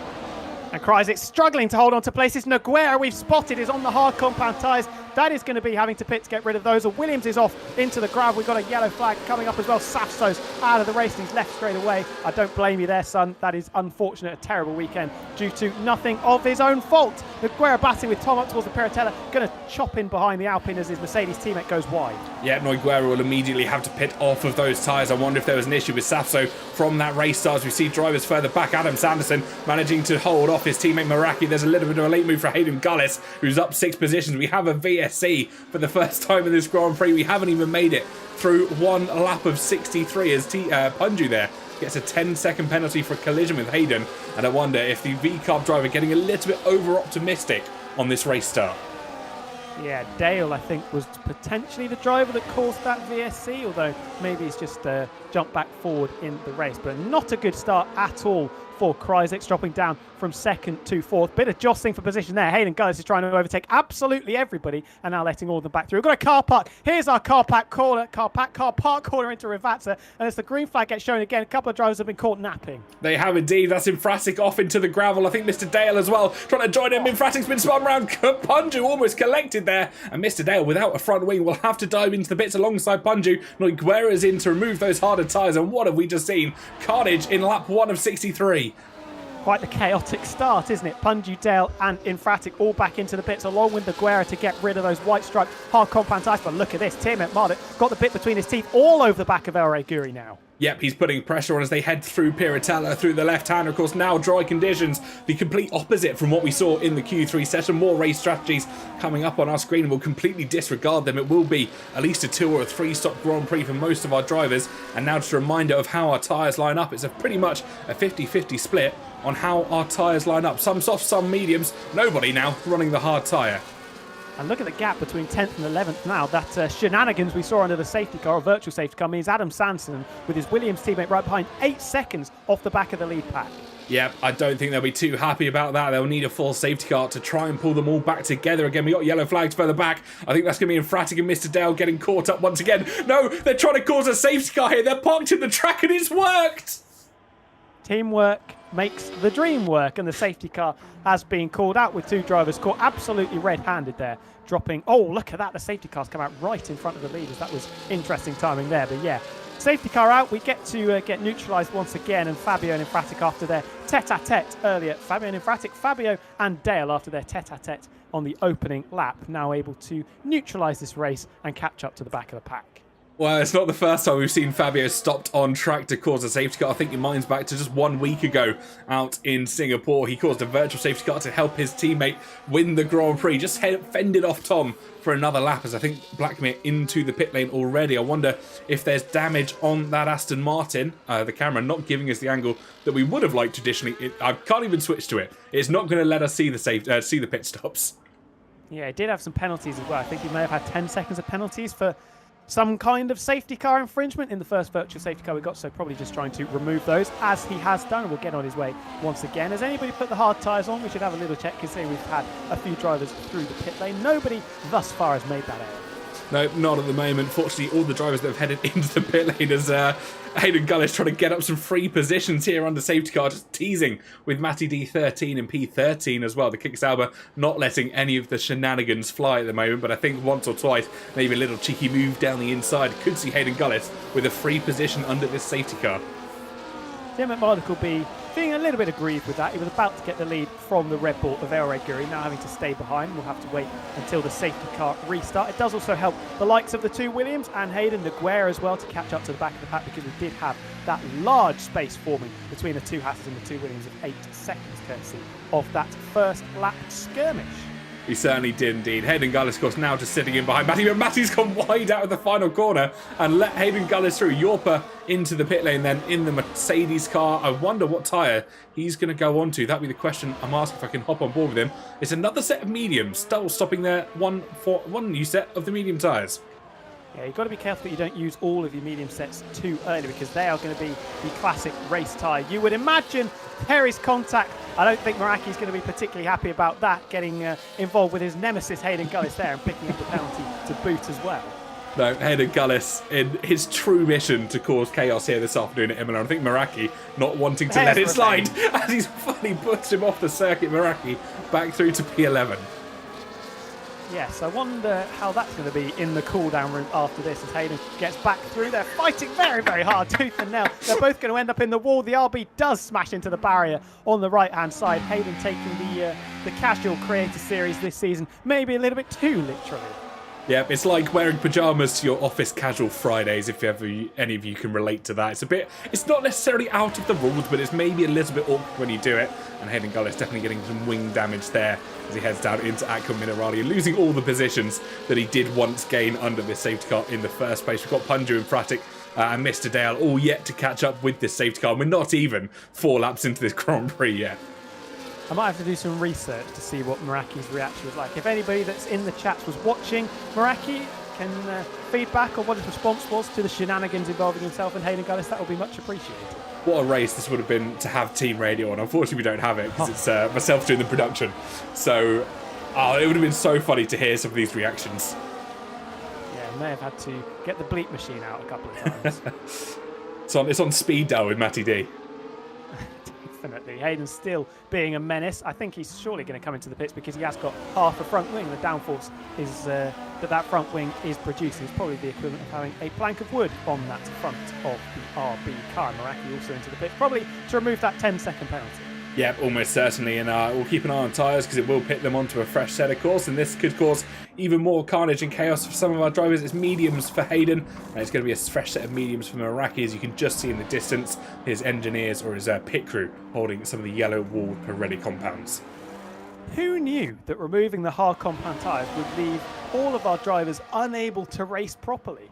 I mean, they must be desperate to get these hard compound tyres back. Well, I do wonder if we'll ever see a strategic hard tyre run, because you can run it for 3 laps. That's the delta you get, essentially, to take the tyres off. As I think Punju just holding up some of the drivers further back as him, Infratic and Mr. Dale trying to catch up there. But you can use that 3 laps almost strategically for some of our drivers. The one rule is you cannot finish the race on them. That is an important detail that is worth mentioning. So you can't run them right at the end or something crazy like that. But, I mean, if you want to be strategic and use them, potentially, go for it. Oh, we're properly racing under safety car here as Punju gets shown the cold shoulder by Infratic through the Piratella, and the McLaren is shoved off the road there, and now we've got a car park potentially into Acre Minerali. The McLaren slamming into the back of the Ferrari. Mr. Dale almost getting caught up in that as well. Maybe some scores that can be settled on the restart between a few of our drivers. I wouldn't be surprised if we see another safety car very, very quickly here at Imola. They say safety cars lead to safety cars, and we haven't even made it through one lap as neither Infratic or Punju want to go through here. And Mr. Dale's actually going to have to make up a position as well, as all of them did stop on track. That's allowed Hayden Gullis and Meraki to catch up at the rear of the field, but I don't think it's going to be enough to call the safety car in this time around. It is going to be a very late call, though. Oh my goodness, out of the final corner, and now Ere Guri will take us away. Gonna have to slam the loud pedal on earlier than he was expecting, and he's really backing everybody up. Formula Kai has a penalty for ignoring yellow flag, not ideal at all, and we're still waiting for Ere Guri to hit the loud pedal. He goes now with Tim McMardock, Kryzik and Tom in hot pursuit, and that Alpine has had an excellent jump, and the Ferrari could be pushed down another place, and indeed he is. Now Tom tucks into the slipstream behind the McLaren, Tim McMardock, through the kink of turn 1 and up to turn number 2, not quite close enough to lunge it up the inside. Yep, not quite this time around. There's moves being made further back. Look at the pack, they're 3 or 4 wide as we head through the Tamarello chicane up towards the other few corners through Villeneuve and towards Tosa we go. They're all trying to settle scores further back as the Rebel and Mr. Dale getting all sorts of involved. He's got the V-Car, he's got the Ferrari of Infratic there. Punju getting caught up. There's front wing going everywhere. Mr. Dale's got front left, front right end plate missing there. And so many drivers not necessarily knowing where to stand here.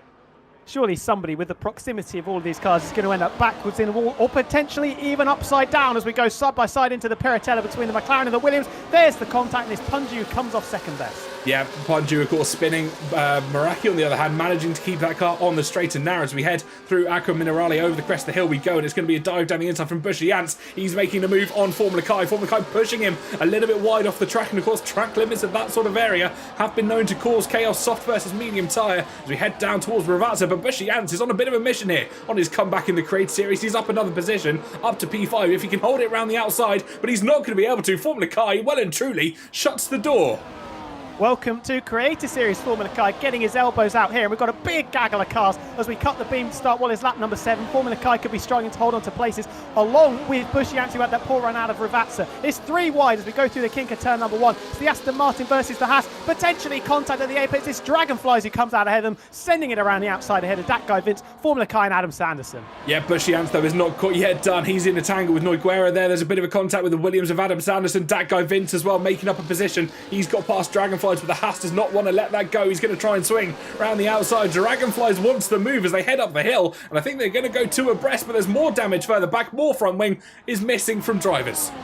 2 by 2 from 5th down into 18th with Mr. Dale. We've got a lock up there, I think, going into the Piratella. Thankfully, nobody off the road. Tyre smoke deployed as a distraction. It's still the Aston Martin of that guy Vince holding on to 5th place. Adam Sanson has somehow ended up in 7th. I didn't recall that happening in the recent couple of laps, but he's got Bush Janssen and the Sauber all over the back of him. 2.6 seconds the gap to the quartet ahead of this group, though. They've got to be careful that doesn't grow too large. More jostling for position. We've got a Mercedes off the road, and I think that's Mr. Dale going over the escape road. I think it might have been, but Yorpa's made an advantage of this situation. His teammate ran wide as they headed through the chicane, and he's managed to sneak up down the inside, both past his teammate and Formula Kai as well. He's back up to P9. I think Blackmere as well, making positions in that Aston Martin, when Guerra dropping considerably. I wonder if he has damage, but there's a bit of change for the lead of the race as teammate Marduk decides he's fed up playing second fiddle. He wants to lead this Grand Prix now. Somehow battles between Tim McMardick and El Rey Guri, the boring part of the Creator Series, as everyone dives down into turn number 1. That guy Vincent Adam Sanson debating 6th and 7th place. Bushy Ants trying to get involved.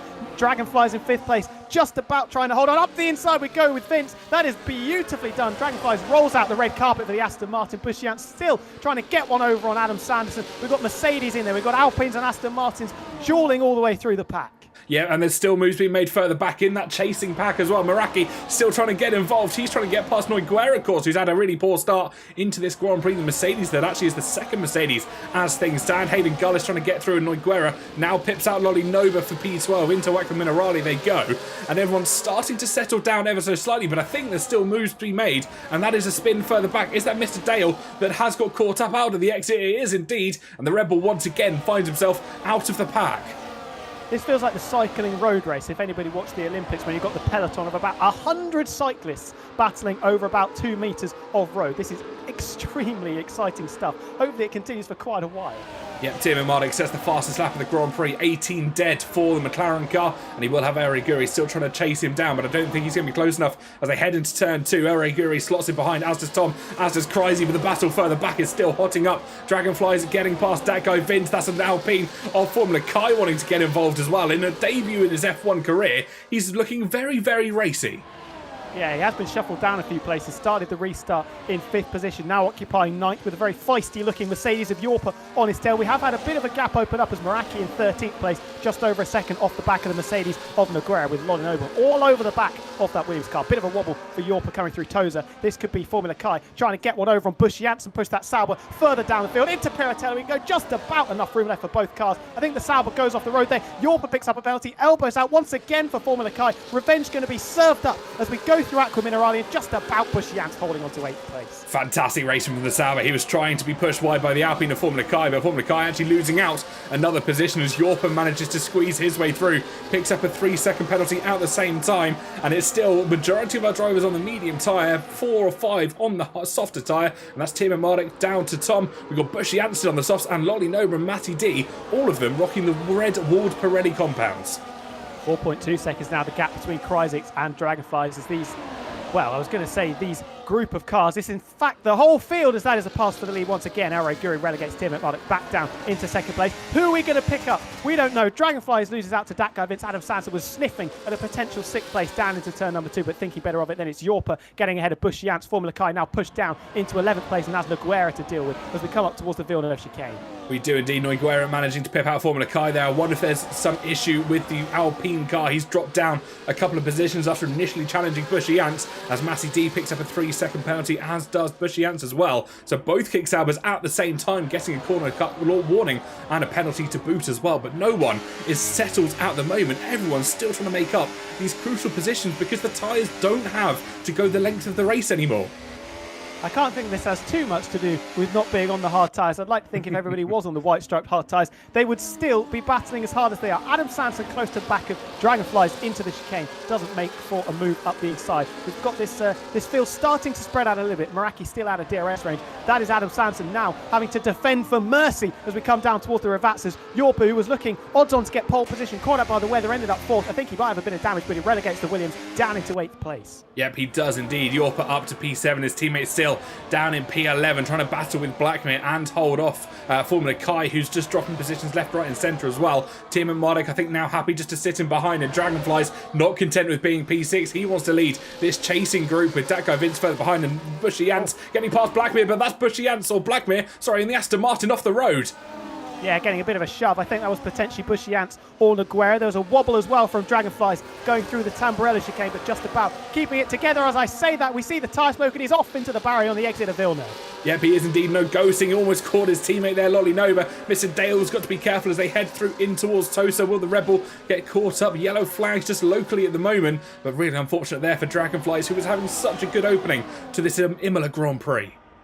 Penalties aplenty being dished out as well. York, Adam Sanson, Bushiance, Formula Kai with one, Matty D and Dragonflies also. Look at how close everybody is. Nose to tail as we come out of Aqua Minerale and down into the outer chicane. Just about it's going to be that guy. It's a bit of a rear lockup for Bushiance as he gets a little bit wiggly going over the curbs. Yep, he does indeed. The front four, though, still in a battle amongst themselves. Kryzix, of course, heading through the final couple of corners. He's fourth place in this quartet that lead the Grand Prix at the moment. Guri from Team Mardik, from Tom, from Kryzix are going to speed the way it stands, but I think the Ferrari has had enough of being P4. He tries to go through Tom, but Tom firmly slams the door, but Team Mardik manages to wriggle through to lead the Grand Prix once again. Reassumes first place. Yorpa's going to try and reassume fifth place. Adam Sanson getting involved as well. This could be a very interesting fight down into turn number one. Nogueira trying to fight his way back through the field as well, up into eighth place, relegating Bushiance down a further spot. And then we jump to this emphatic 2.5 seconds off the back of Hayden, with Matty D all over the back of him. Yep, Hayden Gullis really starting to make moves here. He's trying to put pressure on Meraki after the two's antics earlier on in the Grand Prix, and of course under safety car as well. He's managed to come up from P last on the grid up to P13, so far a good improvement for himself as Mr. Dale J.E. gets a 3-second penalty for track limits. It's not the first, and it certainly won't be the last for our drivers here this afternoon. Quite the grudge match we could be looking at there. Meraki versus Hayden Gullis, round 2 as we come through the middle set of the Alpine of Formula Kai, all over the back of Blackmere. Has a little bit of a wobbly exit through Variante Alta, and now going to try and go around the outside as we come up towards the outer chicane. Is there going to be enough space for both cars? Going to have to clatter the curves. The Aston Martin just about has enough room on the outside, and they're going to continue to remain side by side down towards the Rivazzas. Fantastic stuff there between the two of them, showing our drivers how wheel-to-wheel racing should really be done. And once again, in towards the two Rivazzas. Formula Kai just pipping out the Aston Martin that stands behind him and now leads him into the path of Meraki with the DRS assistance as they run down towards turns 1, 2, 3 and 4. Eric Guri retakes the lead of the race, and Kryzy now managing to pip out Tom, pushes Tom to the runoff zone, and the Alpine just managing to keep that car between the straight and narrow.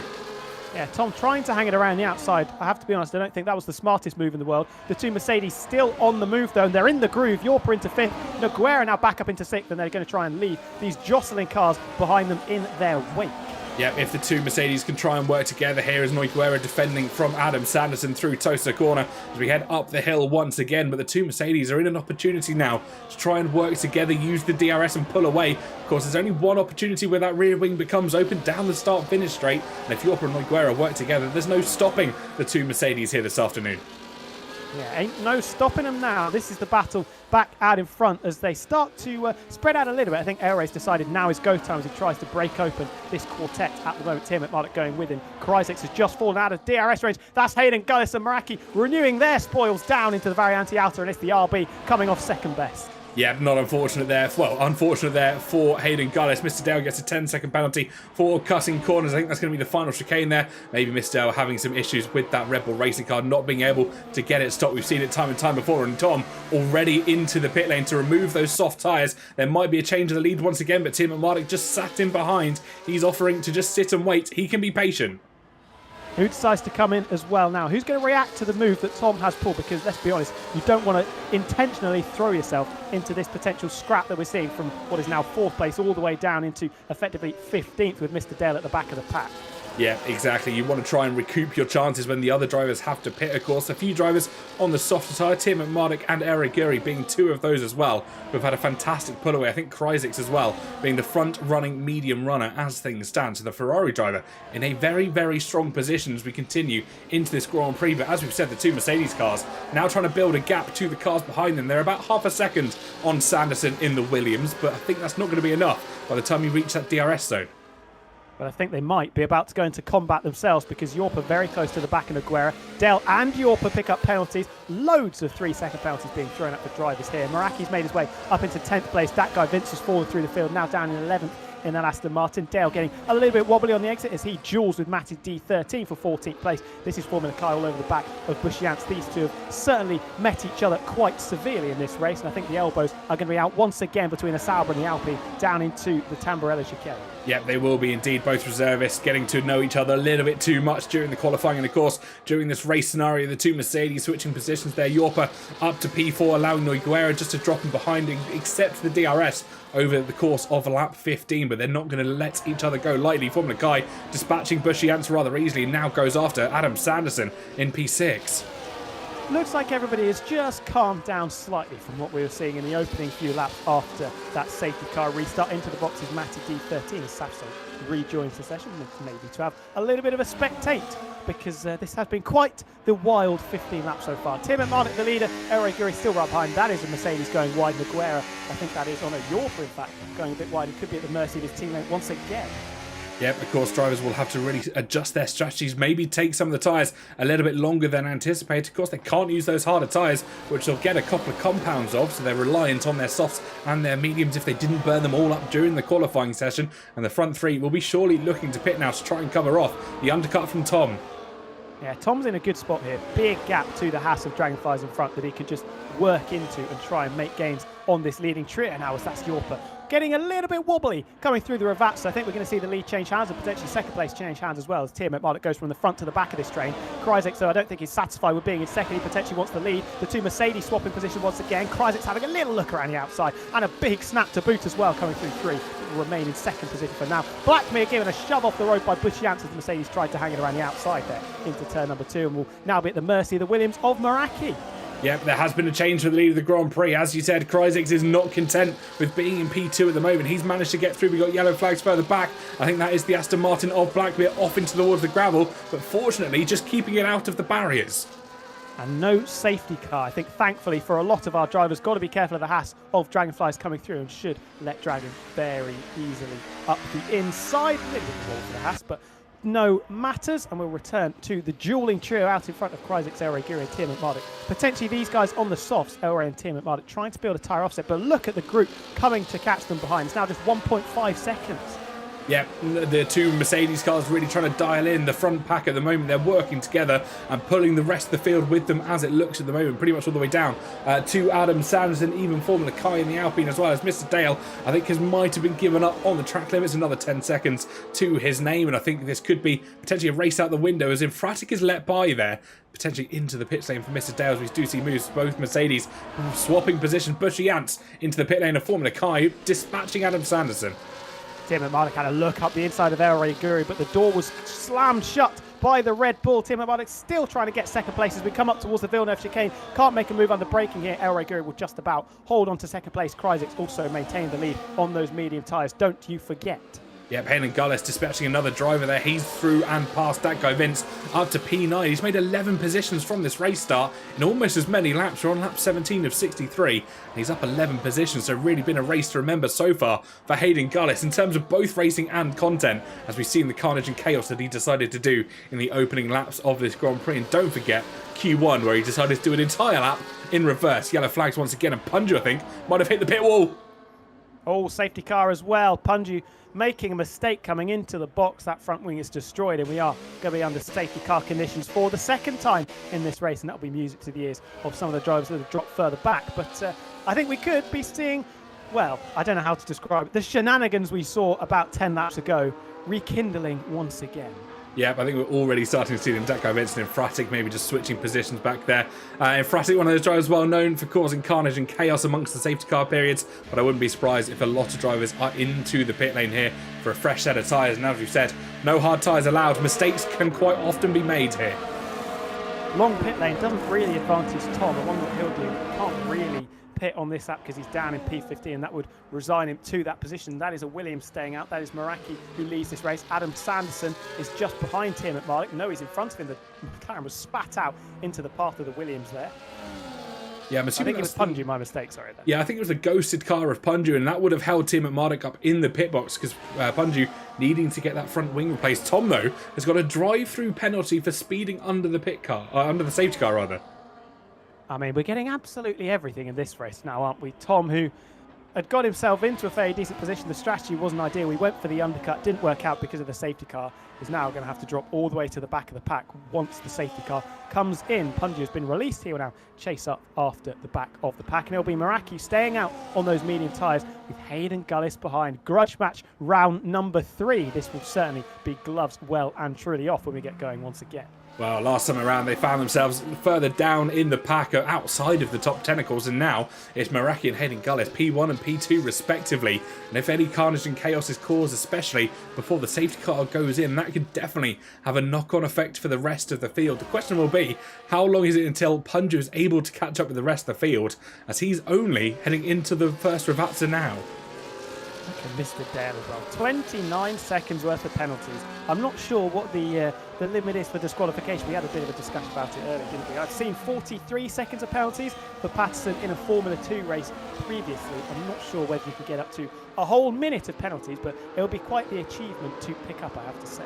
Yeah, I've seen about 35 seconds in a 50% race, of course, double that, and here we have a 100% race on our creator's hand. So I'm assuming the penalty limit doubles probably up to about a minute, so around 60-70 seconds if my maths is correct. And Tom is in, I'm assuming, to try and serve his drive-through, but you can't under safety car. I think he's potentially putting some new tyres on because he knew he was going to be at a disadvantage anyway, with albeit only 3-lap older tyres. So putting on a fresh set of mediums to go once again, and he was going to be at the back with that drive-through penalty. Now he's just making very, very well sure of it that he's going to be at the back.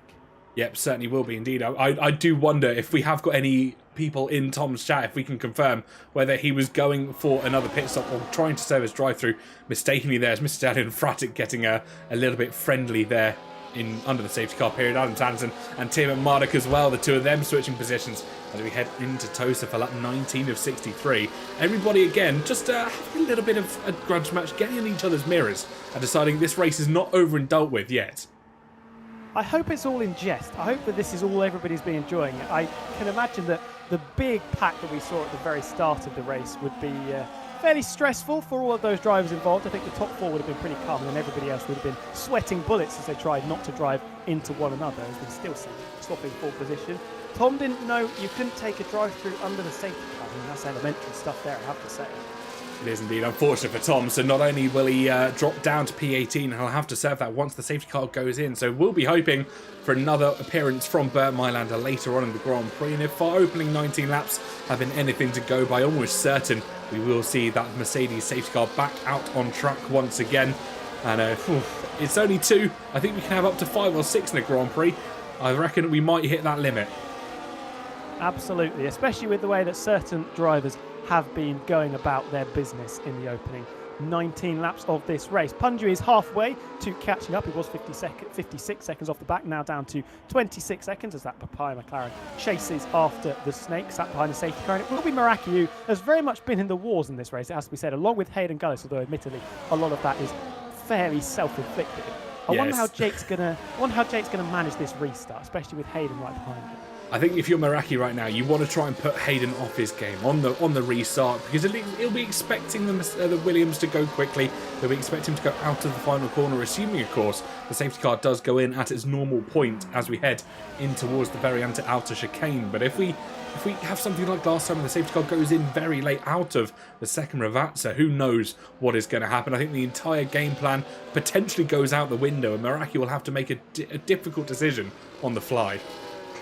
I'll be honest, from what I've seen so far, I don't think there's going to be a lot that puts Hayden Gullis off his game plan in this race. I think he's quite dead set in what he's trying to do so far, and it's created some entertainment. I'll give him that one. Certainly has. I'm quite disappointed we haven't seen Hayden driving backwards in the race yet, because I would have been fairly certain if he found himself down in P17 or P18 at this point, we probably would have seen a lap in reverse from him.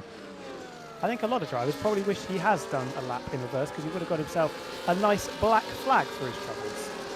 Yeah, there's the extends track limits out of Aqua Minerale there, just maybe another warning to add to the V-Carbs total, but unfortunately it's his teammate getting disqualified, or at least crashing out earlier on in the Grand Prix. Race control tells us that the safety car will be in this lap as Dragonflies picks up another 10-second penalty for a collision with Nogueira. Then Nogueira fortunate to not get one himself, and now the games begin between Meraki and Hayden Gullis. He's got a lot more time than El Rey Guri had on the previous restart to back everybody up. He's got the two Ravatsas to plot what he's going to do. He's going to try and catch Hayden by surprise and hope that the likes of Kryzik, El Rey Guri and Tim McMurdoch can assault that RB down into turn number 1. But he's got early before the first Ravatsa, and I think he has caught Hayden Gullis off guard. He has indeed. Hayden potentially expecting him to go a little bit later, and Kryzik's actually managing to follow that V-carb through every twist and turn that he might have thrown at him. Yorpa getting past Darko Vince as he heads into the pit lane, but the Ferrari not standing on ceremony, but actually getting passed by Ori Guri, who's on an almighty charge down into turn number 2. He's going to stick one down the inside of Hayden Gullis, pushes Hayden slightly wide, and that's going to allow Kryzik to perform the switch back on the V-carb car, the sister team, causing carnage for Hayden Gullis there, and Tim McMurdoch as well, trying to collect up the pieces with a dive down into the second chicane. Everybody filing past that RB, who's going to be slow on those old tyres. Adam Sanson in the Williams, next to send it up the inside, but he clatters into the McLaren of Tim McMurdoch as well through Tozer, and we've got another safety car. No, that still stands there until we get a yellow flag. Unfortunately, a lovely feature of F1 24, but the battle not yet decided. Yorpa, Hayden Gullis and Adam Sanderson all getting caught up amongst themselves.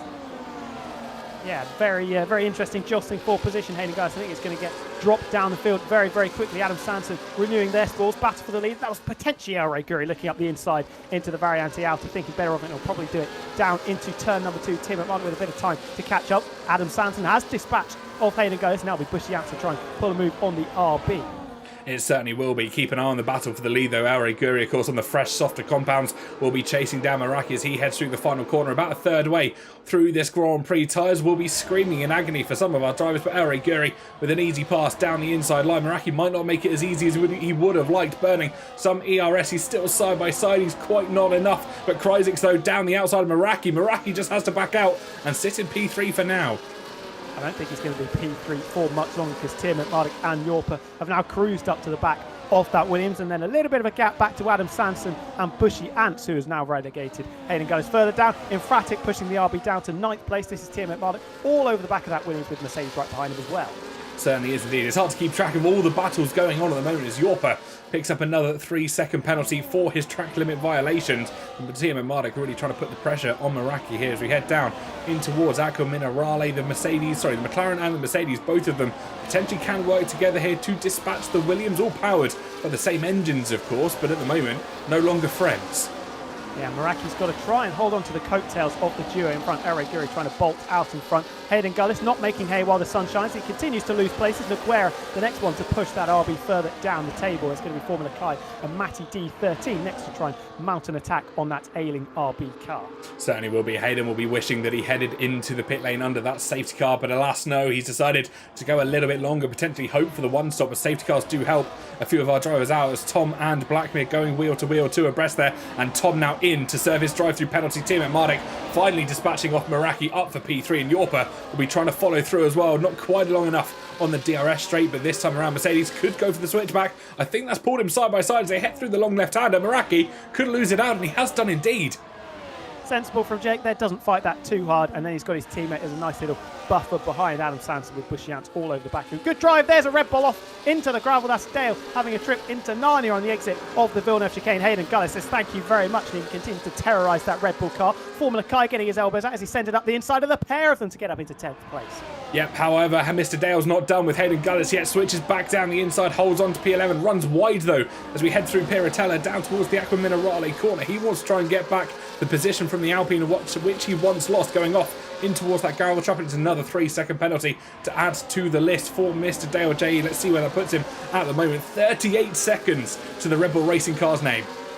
Yeah, picking up penalties like there's some form of collectible item at the moment, but he just runs outside the top 10. He has managed to dispatch Hayden Gullis, which will be good news for him for the rest of this race. Won't have to deal with that slightly menacing RB car. This is Meraki in the Williams. This is now Blackmere in the Aston Martin right at the back of the train of cars, in between the 2 Haas cars, in fact, and I think that's a poor exit for Dragonfly. Yorpa gets past Tim McMurdoch. Meanwhile, the Bass for 3rd and 4th place, both drivers on the mediums. Tim McMurdoch very slow there, obviously not using any battery at all down the straight. Yep, sensible again, just saving some battery potentially for another lap. He can wait and reel that car straight back in when he does decide to deploy it, and nothing else at the moment seems to be causing chaos. Adam Sanderson very close to the rear of his teammate Meraki. The 2 Williams cars back on track again in these configurations. Since last time we saw Adam Sanderson and Meraki together, that was Australia last season, if I remember correctly. A very big crash between the two of them on multiple occasions. went incredibly well for the pair of them, and hopefully we don't see any of the same here, as Adam Sanson going to try an audacious lunge up the inside into whack Minerali. No, he is not, as Infratic gets overtaken by Nogueira and pushed down into 9th position. Formula Kinex. Look at this training on the run down into the Variante Alta. Quite literally nose to tail. Adam Sanson still sat just behind his team. Yep, shows how close these cars can go wheel to wheel in this modern day engine. And at the moment, the two Williams benefiting from it. Bushy Ants will be rejoicing at the moment as he can follow both Williams through. Penalties still coming thick and fast. We've got a spin further back. That's Tom, who's deciding to cause a safety car along with that guy, Vince. You can see parked on the right-hand side of your screens. I don't think it's going to work this time around, but it has. It's caused a VSC, and we've got a safety car for effectively the 3rd time this Grand Prix. Nope, it's going to be a full safety car as we see a very flashing Burt Mylander heading out the pit lane. I'm going to speak as a neutral here rather than as a commentator. I think we may be pushing the limits slightly with the intentional safety cars here, it has to be said. The racing is very, very hard, but yeah, that's basically my reaction.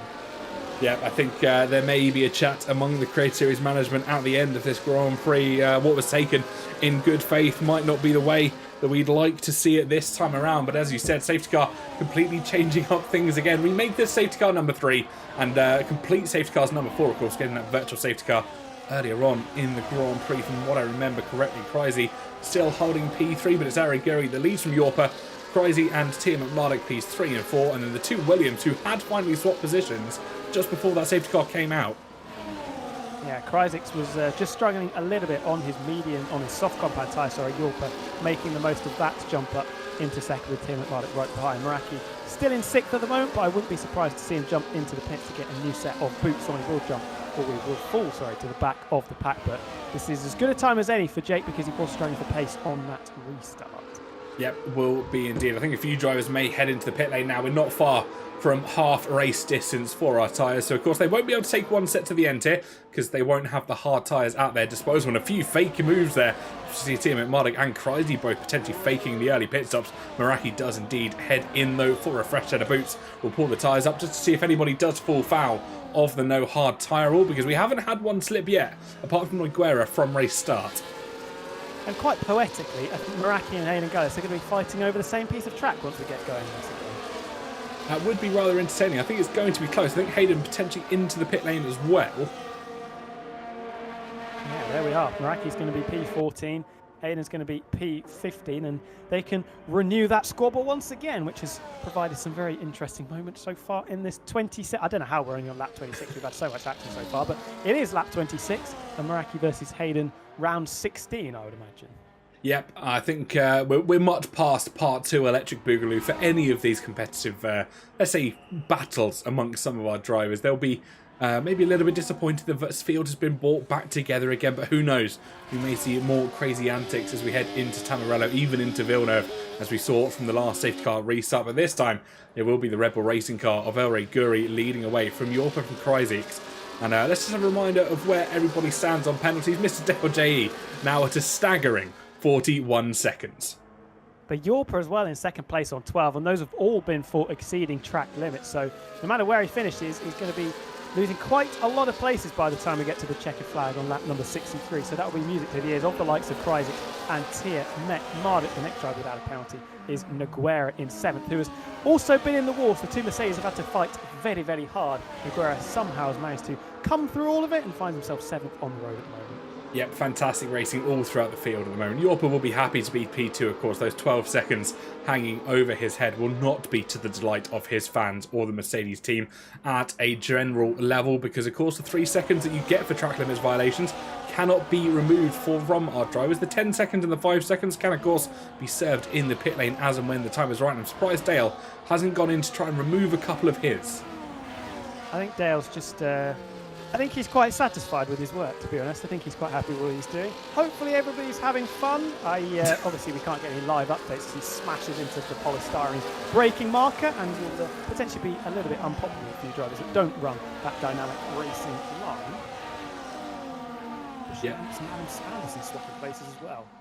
They are indeed, and we're trying to keep an eye on what is indeed happening here, because there are being moves left, right and centre as Bushiance and Adam Sanderson, as you said, swapping positions. But I think Dale, maybe trying to level the playing field, someone who races without no assist, no racing line of course, maybe trying to remove any of those brake markers for some people that haven't quite learned the circuit yet.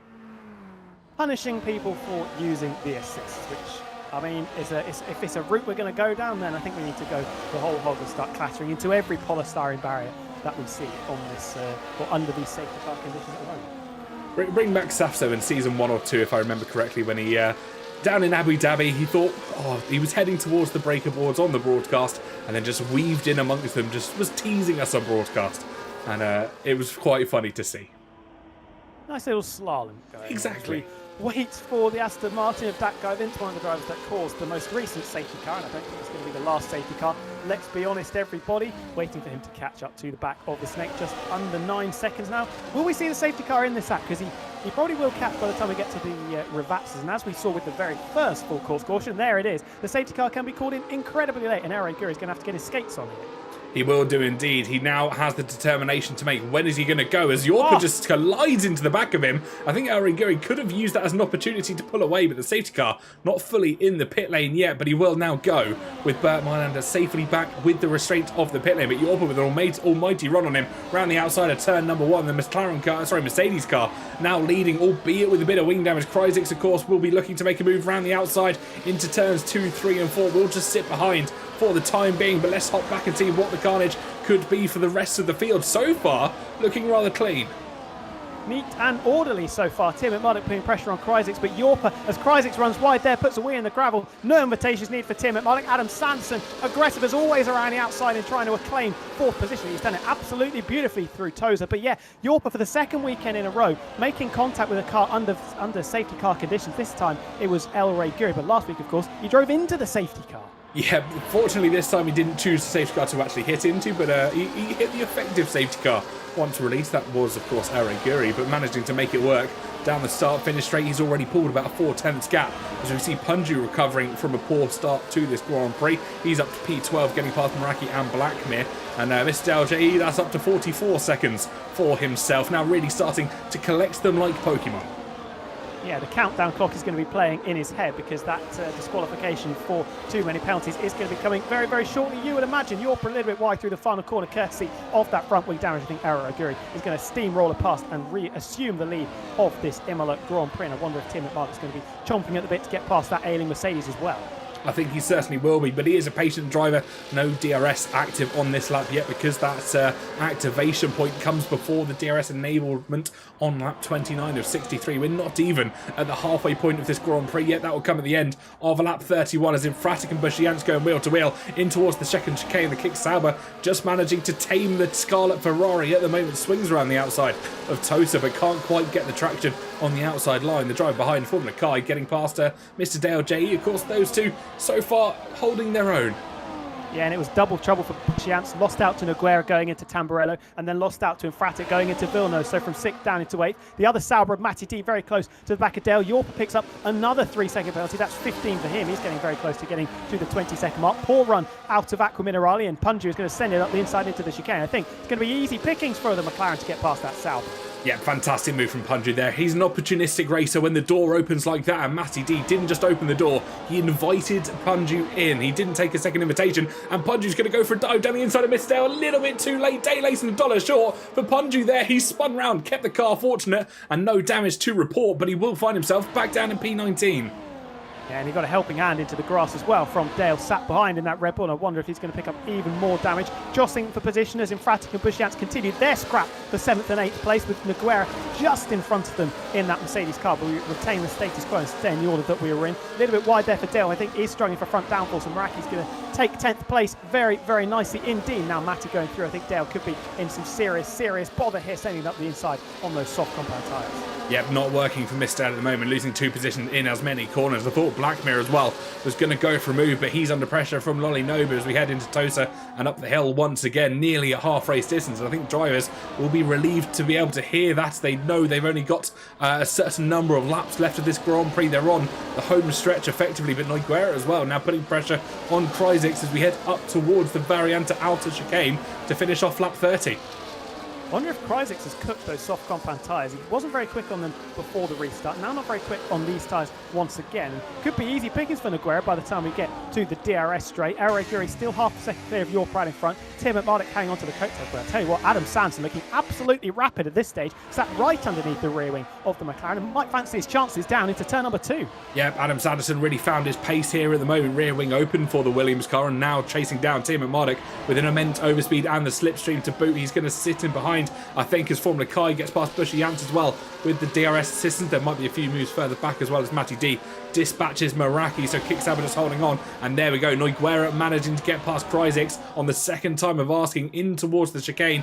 And as we head, Mr. Dale has left the session. Internet might have said no.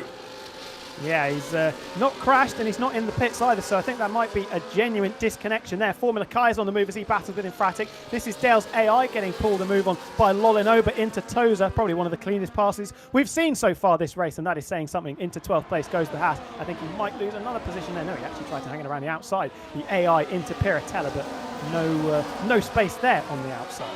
Yeah, not at all. Bushy Ants here trying to make a move on Formula Kai in towards the Variante Alta. Very common move that we've seen over the course of this Grand Prix. Drivers like the little dive down the inside, but Bushy on his only second race back here in the Creator Series. He's being patient. He's going to wait this one out and potentially wait for a mistake from the Alpine that stands in front of him down in towards the Ravazza chicane. And this will certainly finish off our halfway mark. Meraki getting back past Matty D. The Williams trying to regain some of its former glory as Matty D picks up another track limits penalty.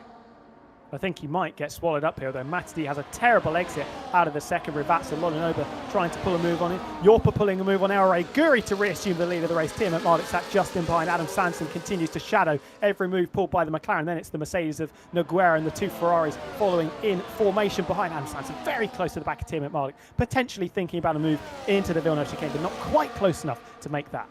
Yep, unfortunate for himself. Adam Sanson again just has to wait this one out, wait for Tim McMardick to maybe put a foot wrong, which is very rare in itself. Tim McMardick, a very good racer when it comes to the F1 games and will hold his own against any competition that stands behind him, but did of course famously lose to one certain commentator at Goodwood when we all raced together, so I will hold that over his head forever, but at the moment finds himself in P3 of this Grand Prix.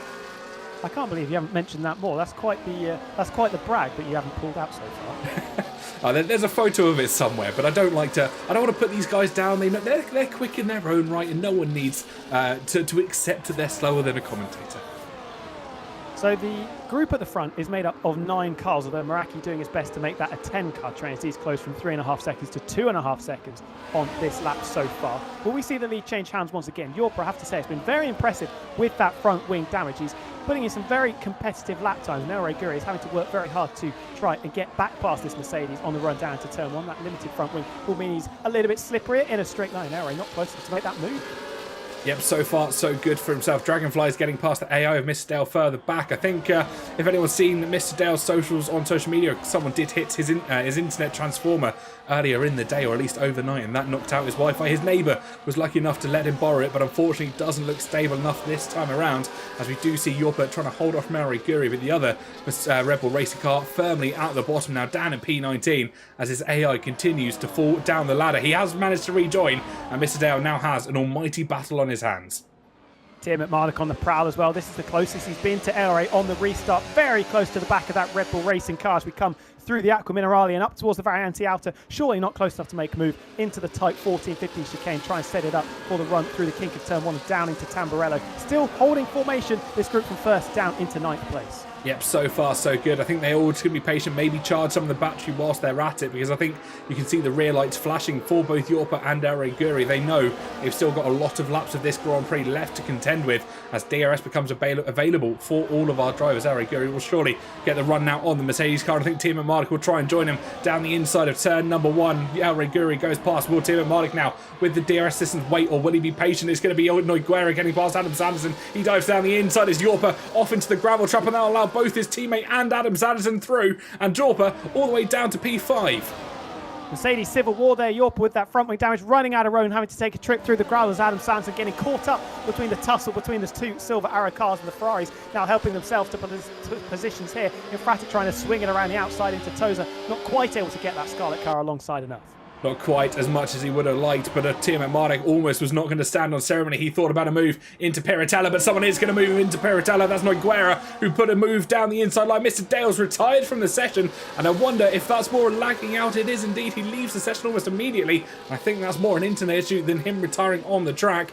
No safety car at present. Of course, he's quite away from the rest of the field, but this could neutralise them in anticipation. But Tiamat Marduk has just fended off Noguera in the most ultimate of fashions.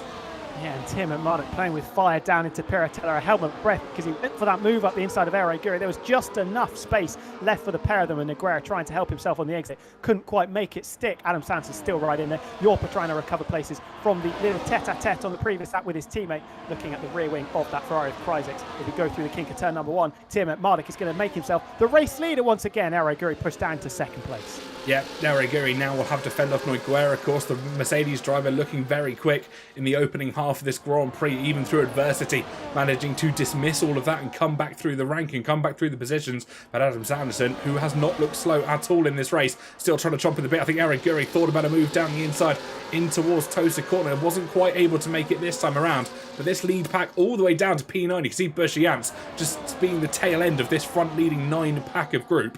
They are, so far, all keeping it clean and trying to pull away from Lolly Noba, who has a 1.5 second deficit further back.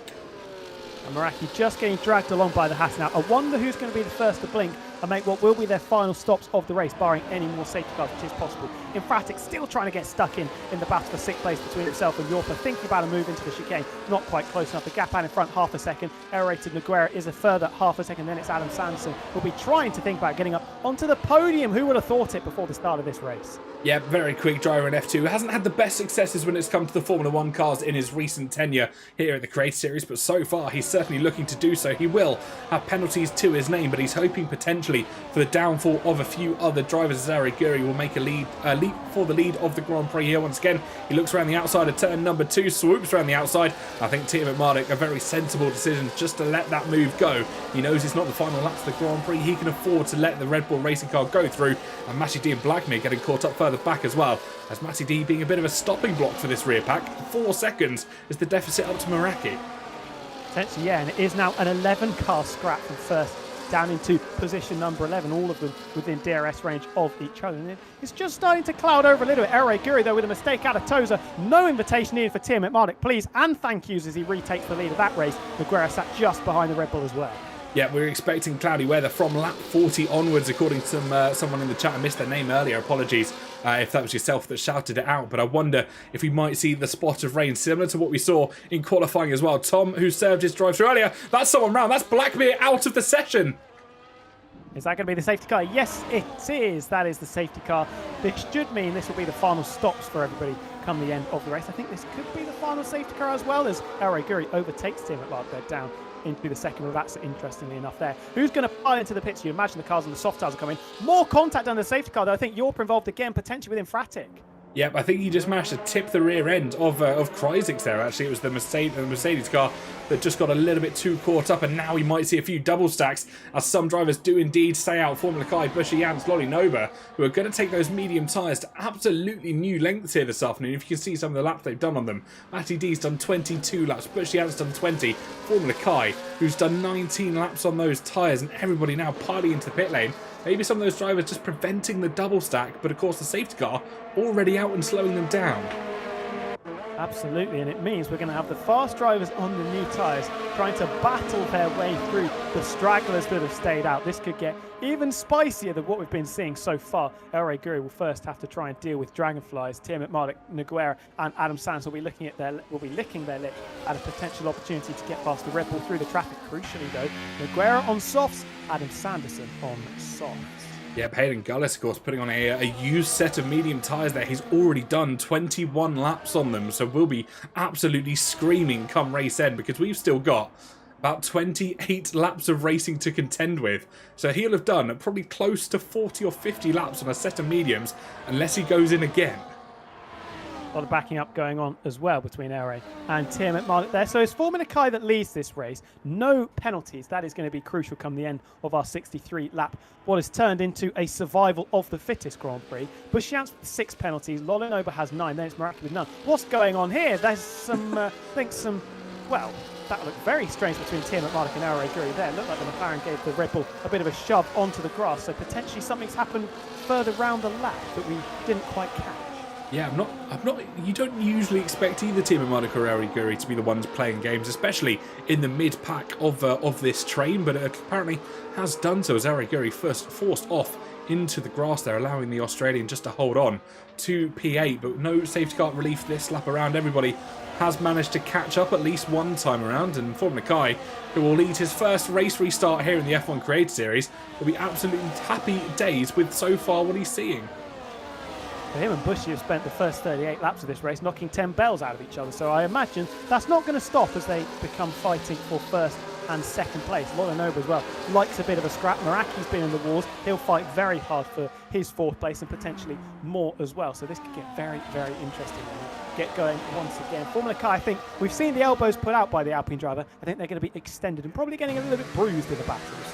Yep, I think they certainly will be indeed. The Alpine, of course, leading from Bushy Ants, who's had a miraculous return so far, but we'll just remind ourselves of tyre life at the moment. So the drivers that are on probably the best situation, Team McMardock, Elray Guri, both of those drivers on a fresh set of the mediums alongside with Kryzix, and of course Tom only with 6 laps to their tyres name. Everybody else who's done at least 10, if not more laps, sometimes upwards of 20 laps. Matty D with the oldest medium tyres on the field at the moment, 23 laps to his name. And wow, this is going to be interesting. I'm just trying to rehear what Dale said. That the son started trying to play Balloons Tower Defence instead of watching you play the F1 game. I mean, it's a very fun game indeed, but yeah, that's not ideal at all. Dale didn't quite get us up to a minute's worth of penalty, so we'll have to wait until we go to another track where corner cutting is very possible for someone to try and break that record the first time. Yeah, it's going to be a difficult one for our drivers this afternoon. Yorper being the driver with the most penalties to his name now, 15 seconds. Unfortunately, with safety car already in this lap, Formula Kai will lead us away. Almost contact between himself and Bushy Jans as no one wants to give any space here. Meraki trying to poke his nose through as well. And we have car park corner at Ravazza. This is the definition of slow. That was another very close call between Kai and Bush Janssen. Now the Alpine has gone backing everyone up quite severely through the Ravazzas, but he's bolted now. He's going to lead us on to lap number 38 with Bush Janssen and Lolanoba completing the top 3. Watch out for Tim McMardock and Elray Guri on those brand new tyres with Dakar Vince under pressure from Dragonflies as well on the run down into turn number 2. Yep, I don't think anyone's going to try and make a move into turn number 2 this time around. They might not be close enough. I say that as Formula Kai off into the gravel already. Well, he's bottled it from the lead of the race. Potentially Car as he rejoins, almost takes out his teammate and the Mercedes of Yorp to boot as well. And reassuming the lead is Bush Jans. Welcome back to the Creator Series. Bushy now into first position. Yep, Tim McMardock making waves as well. He's up to P6 for himself. Dispatches Dragonflies for himself. Gets past the Haskar. And as they head up towards Piratella, makes the moves round. His next target will be Dakar Vince in the Aston Martin. The two drivers who have had history together. They've raced together for many seasons as well, of course. And Formula Kai, who was P1 on this race restart, and now all the way down in P17. I wonder if there's some technical malfunction or if those tyres are really just dying off quickly. Maybe just popped it coming through the Tamburello chicane. It's quite the perfect definition of hero to zero from first down into last there, but it gives Bushy Jans an opportunity to lead a race once again. Tim McMardock now disposes of that guy Vince, pushing the Aston Martin down the field. Elray Guri fancying his chances into Ravazza as well, pushes his way through and up into 6th. Yep, Tim McMardock's not done though. He dispatches Matty D before we even cross the start-finish line to start lap 40 of 63. Lolly Noba's going to go fast though, as he's trying to get past Bushy Janssen, has done indeed through turn number 1. Dispatches the kick Sauber. Elray Guri now gets past the other kick Sauber car up to P5 for himself. So it's Lolly Noba that leads from Bushy Janssen from Meraki, who's holding P3, but Tim McMardock and Elray Guri on an almighty charge with fresh rubber here. Both of them on a mission, and now they've got the Williams of Meraki firmly in their sights. Adam Sanson has lost out to Kryzix, down in 10th and 11th place. Meraki's going to be at the mercy of this McLaren fairly shortly indeed, you would imagine. Lolly Noba, the leader of the Imola Grand Prix. Meraki struggling to hold on to the coattails of them with that McLaren very close behind coming through Piratella. Yeah, Ben will be looking to try and dispatch Meraki, of course. A little bit of shenanigans between themselves earlier on in the Grand Prix, but how was this for a miracle story. The Italian leading the Italian Grand Prix. He'll be a hometown hero if he manages to get that car home in P1, but it will be questionable with Timo Marduk and Ariguri chomping down so quick on the fresh rubber. And of course, penalties coming the way of drivers later on in the Grand Prix. They'll be in the back of their minds as we contend with 23 laps to go in this Grand Prix once we cross that timing beam to start lap 41 of 63. These two have had some interesting moments in the past, haven't they? Meraki versus Timo Marduk in the battle for what is third and fourth place, although Bushyan's a little bit slow coming out of Ravazza, the Williams close. The two Ferraris getting stuck in Fratic losing places. Adam Sanson making the most of that, getting past the Haas of Dragonflies. Timo Marduk not close enough to make a move on the Williams. Ariguri sat just in behind as Matty D gets squeezed out, lose out to that guy Vincent Nogueira. Kryzik's trying to follow through. Adam Sanderson picking up the pieces of that in the Williams on the soft compound tyres, going to swing it around the outside of Villeneuve. Beautiful stuff from the Williams. Yep, fantastic moves from Sanderson, really trying to engage what he knows about this race car and just keep it on the straight and narrow, managing to get the move done past Kryzik's, but Meraki is trying to hold off Ariguri. This could be the advantage of Timo Marduk, but Ariguri says no, he's straight through as they head through Piratella. That Red Bull racing car might have had the invitation declined, but he's turned up to the party anyway. 100%, and it's going to be Ben versus Ariguri once again for the victory. I can't imagine as soon as they dispose of Bushyan's and Lolanoba, who are probably going to try and go to the end of the race unless there is another safety car, of course. A little bit wobbly from Lolanoba through the Variante outer chicane. Bushyan's very close behind, as is Timo Marduk, though could be in the lead by the time we get to turn number 2. Yeah, DRS very powerful, of course, in F1 24 and down that back straight. It's a very long opportunity to get that rear wing open, to get the overspeed that it grants the car. Now Lolanoba will be a sitting duck, but to how many cars will be the question. Bushyan's is the first to go past the Haas car. Timo Marduk will follow him down the inside of turn number 1 through the kink right-hander that is pretty much a corner by itself, but it's going to be Bushyan's that leads into turn number 2. Ariguri getting held up behind the Haas car, but for how much longer is also going to be the question. He went for a bit of a switchback round the outside of Lolanoba. An almighty move by Ariguri there. That is experience, that is knowledge, and that is pure racecraft from himself. As it is with Timo Marduk down the inside into Villeneuve as he takes the lead of the race. Ariguri trying to follow him through, swinging it around the outside of Toza. Just more grip than the Sauber car, and Timo Marduk now leads Ariguri once again. Bushyan's and Lolanoba relegated by the pair of them to third and fourth.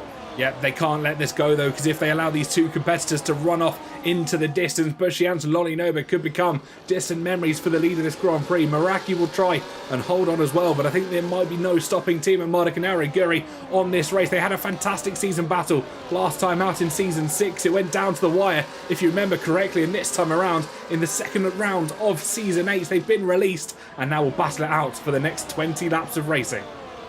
Big gaggle of cars sat right underneath the rear wing of the Haas. Matty D's been shuffled down the pack and I think has had a little bit of a whoopsie going through the chicane. Meraki's going to be first on the list to try and attack that Haas car. Bushyan's has just about held on to DRS range. That gap is now 8/10 per second as we cut the beam. Fastest lap for Timo Marduk. Here is the Williams of Meraki looking to shape a move on that Haas.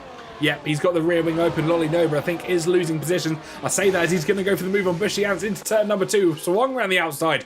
Fantastic move for the Italian on Bushyan's. Still, of course, on his second race return here in the Creator Series further back. You can see Nogueira trying to dive down the inside of that guy Vince. He's going to go later on the brakes. The inside becomes the outside very quickly, gets the move done, and Adam Sanderson wants to try and follow through. He has done indeed. Kryzik's does the same, and it's going to be Ferrari and Aston Martin battling it out through Tosa. Daco Vince has not had a good few corners.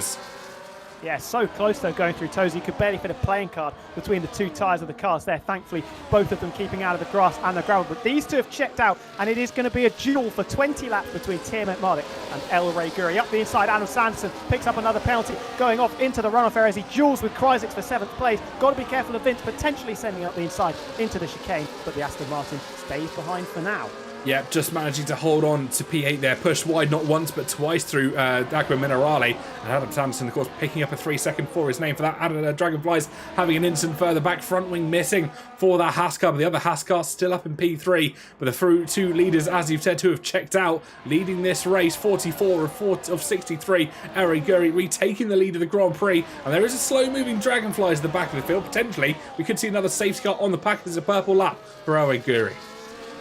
Certainly throw a couple of spanners up in the air, and I think he is definitely cruising, let's say, round the two Ravazzas. Big gaggle of cars as the Williams get stuck into each other. Kryzik sending it around the outside, picks up a penalty, but he could be picking up 6th place as well, down into Villeneuve, who's got more grip. It's just about Meraki and the Williams, who fends off the assault from the Scarlet Red Ferrari, and now his teammate potentially thinking about a move around the outside. Tom's come out of nowhere to duel in this battle as well, and I think he's just alongside the Williams. No, just behind him.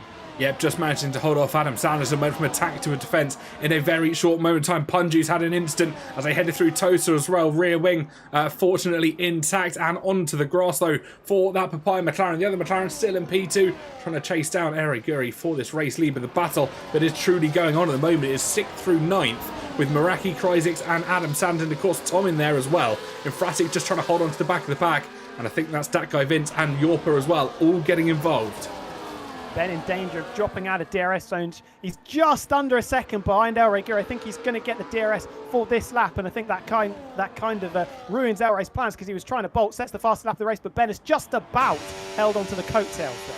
He has indeed, not what Eric Guri would have wanted at all, as we see with Kryzik getting past Meraki there, Adam Sanderson being dispatched by Tom, Bushy Ant getting past Lolly Noba as well, down into turn number 2, Noiguera follows the British man up through turns 2, 3 and 4. We've got Blackmere leaving the session, that's unfortunate for himself. Punju stopped on track once again. I think that might be potentially another safety car incoming, but it also could be we've had one too many if my maths is correct. We're on 4 or 5 as it stands. I don't think Bert Meilander is going to be coming out again.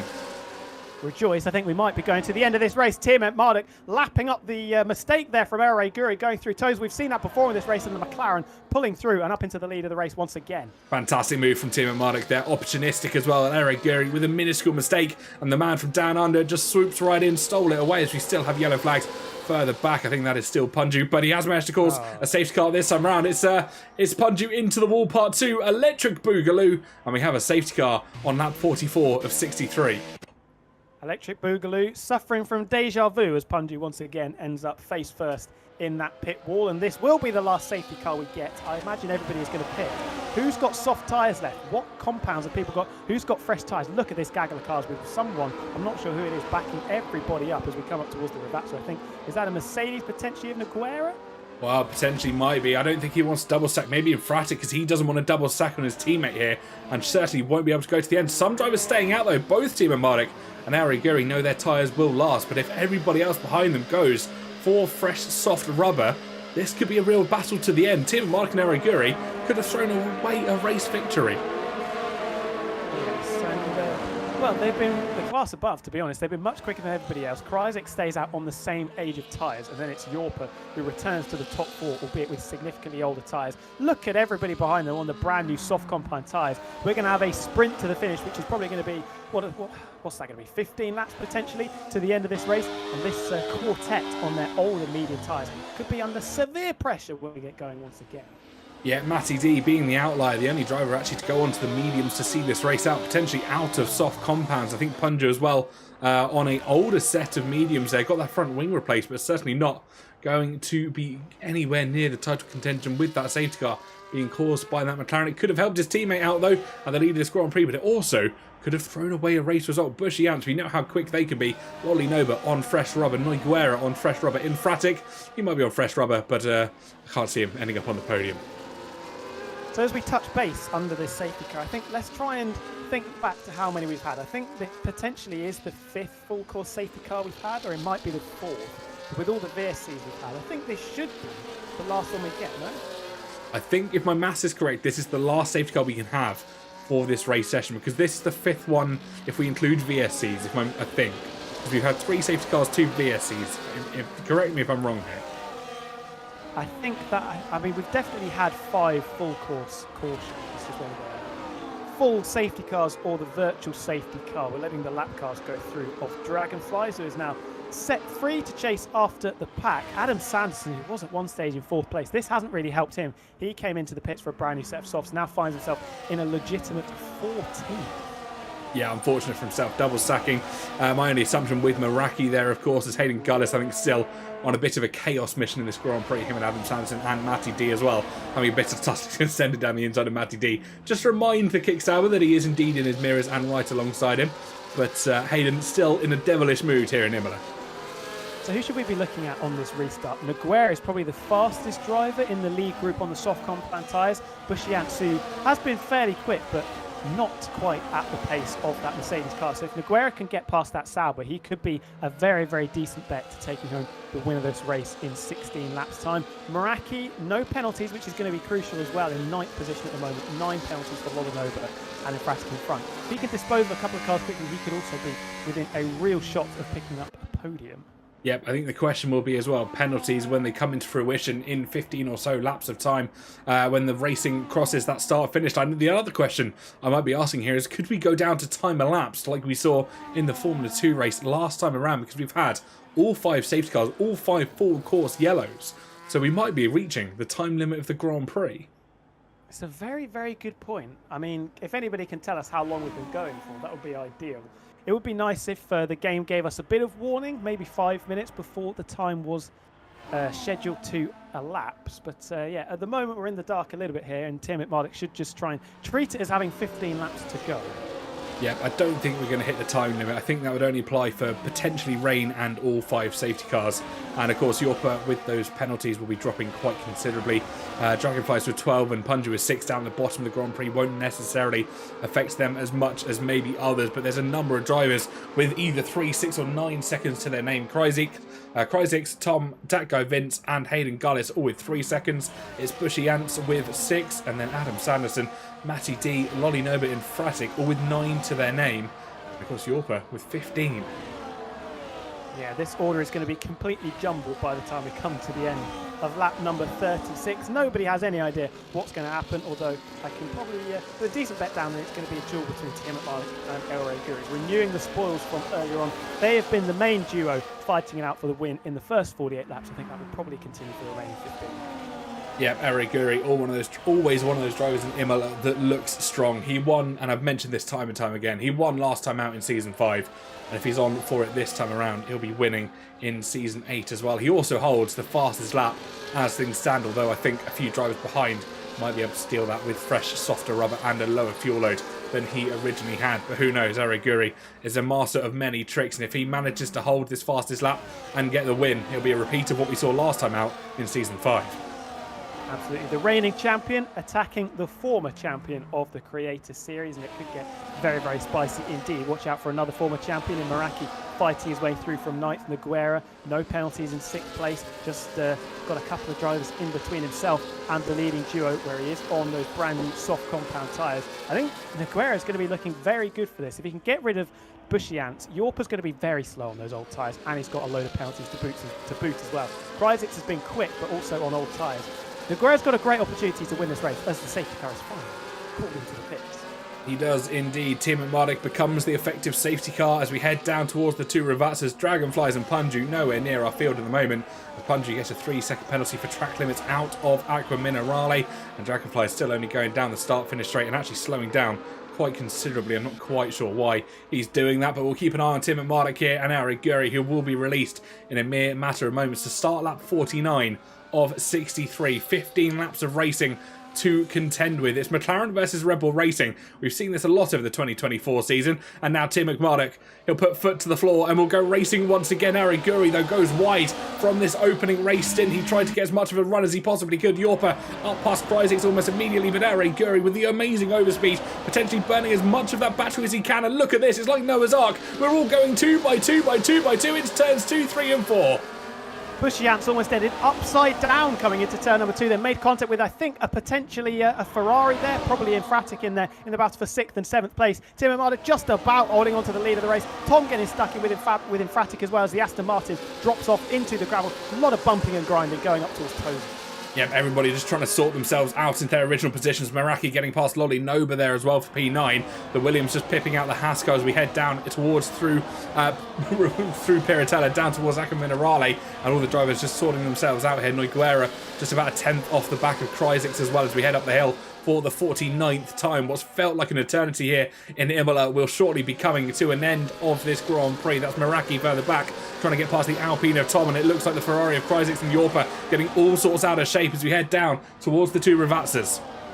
Yeah, Yorpa struggling on those tyres. They'll probably be classified as an OAP at this stage of the race. The other Mercedes has managed to dispose of Bush Janssen, who's now going to be very much on the prowl coming out of the second Rivazza and charge after his teammate and Kryzik's in front. 0.4 of a second the gap between Tim Marduk and Array Guru, but I think the Red Bull is charging towards that McLaren. Is going to take the lead down into turn number 2. Just about jinks over to the left to get a run up the inside. I think this is going to be like Charles playing to turn number 2. Array Guru reassumes the lead of the race. Yep, fantastic move from Eric Guri. Just timed it tactically, Didn't even have to use the DRS assistance further back, and a fantastic move to see himself back up into the lead of the race. Kryzik has managed to dispatch Yorper as well, who's had a bit of a spin further back off into the gravel for what has been a numerous time this race. That allows his teammate pass allows Bushy-Yans and Infratic as well. And I think Tom's trying to move around the outside as we headed through Tosa and up the hill once again. That Mercedes on the dying tyres has had a race to forget in these closing few laps.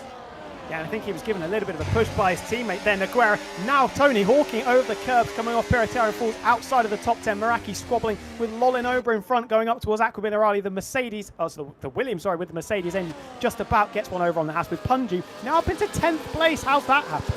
No idea, managing to sneak all the way up there from that safety car restart. Of course, he was miles back last time around, and I wonder if carnage and chaos in the opening lap from that safety car restart has allowed McLaren to recoup some of the positions which he lost, of course, before that safety car came into play. But keeping an eye on Meraki, he now has Tom to try and challenge for a P7, but Tim and Mardik now will have DRS assistance down through turn 1 into the heavy braking zone of turn 2.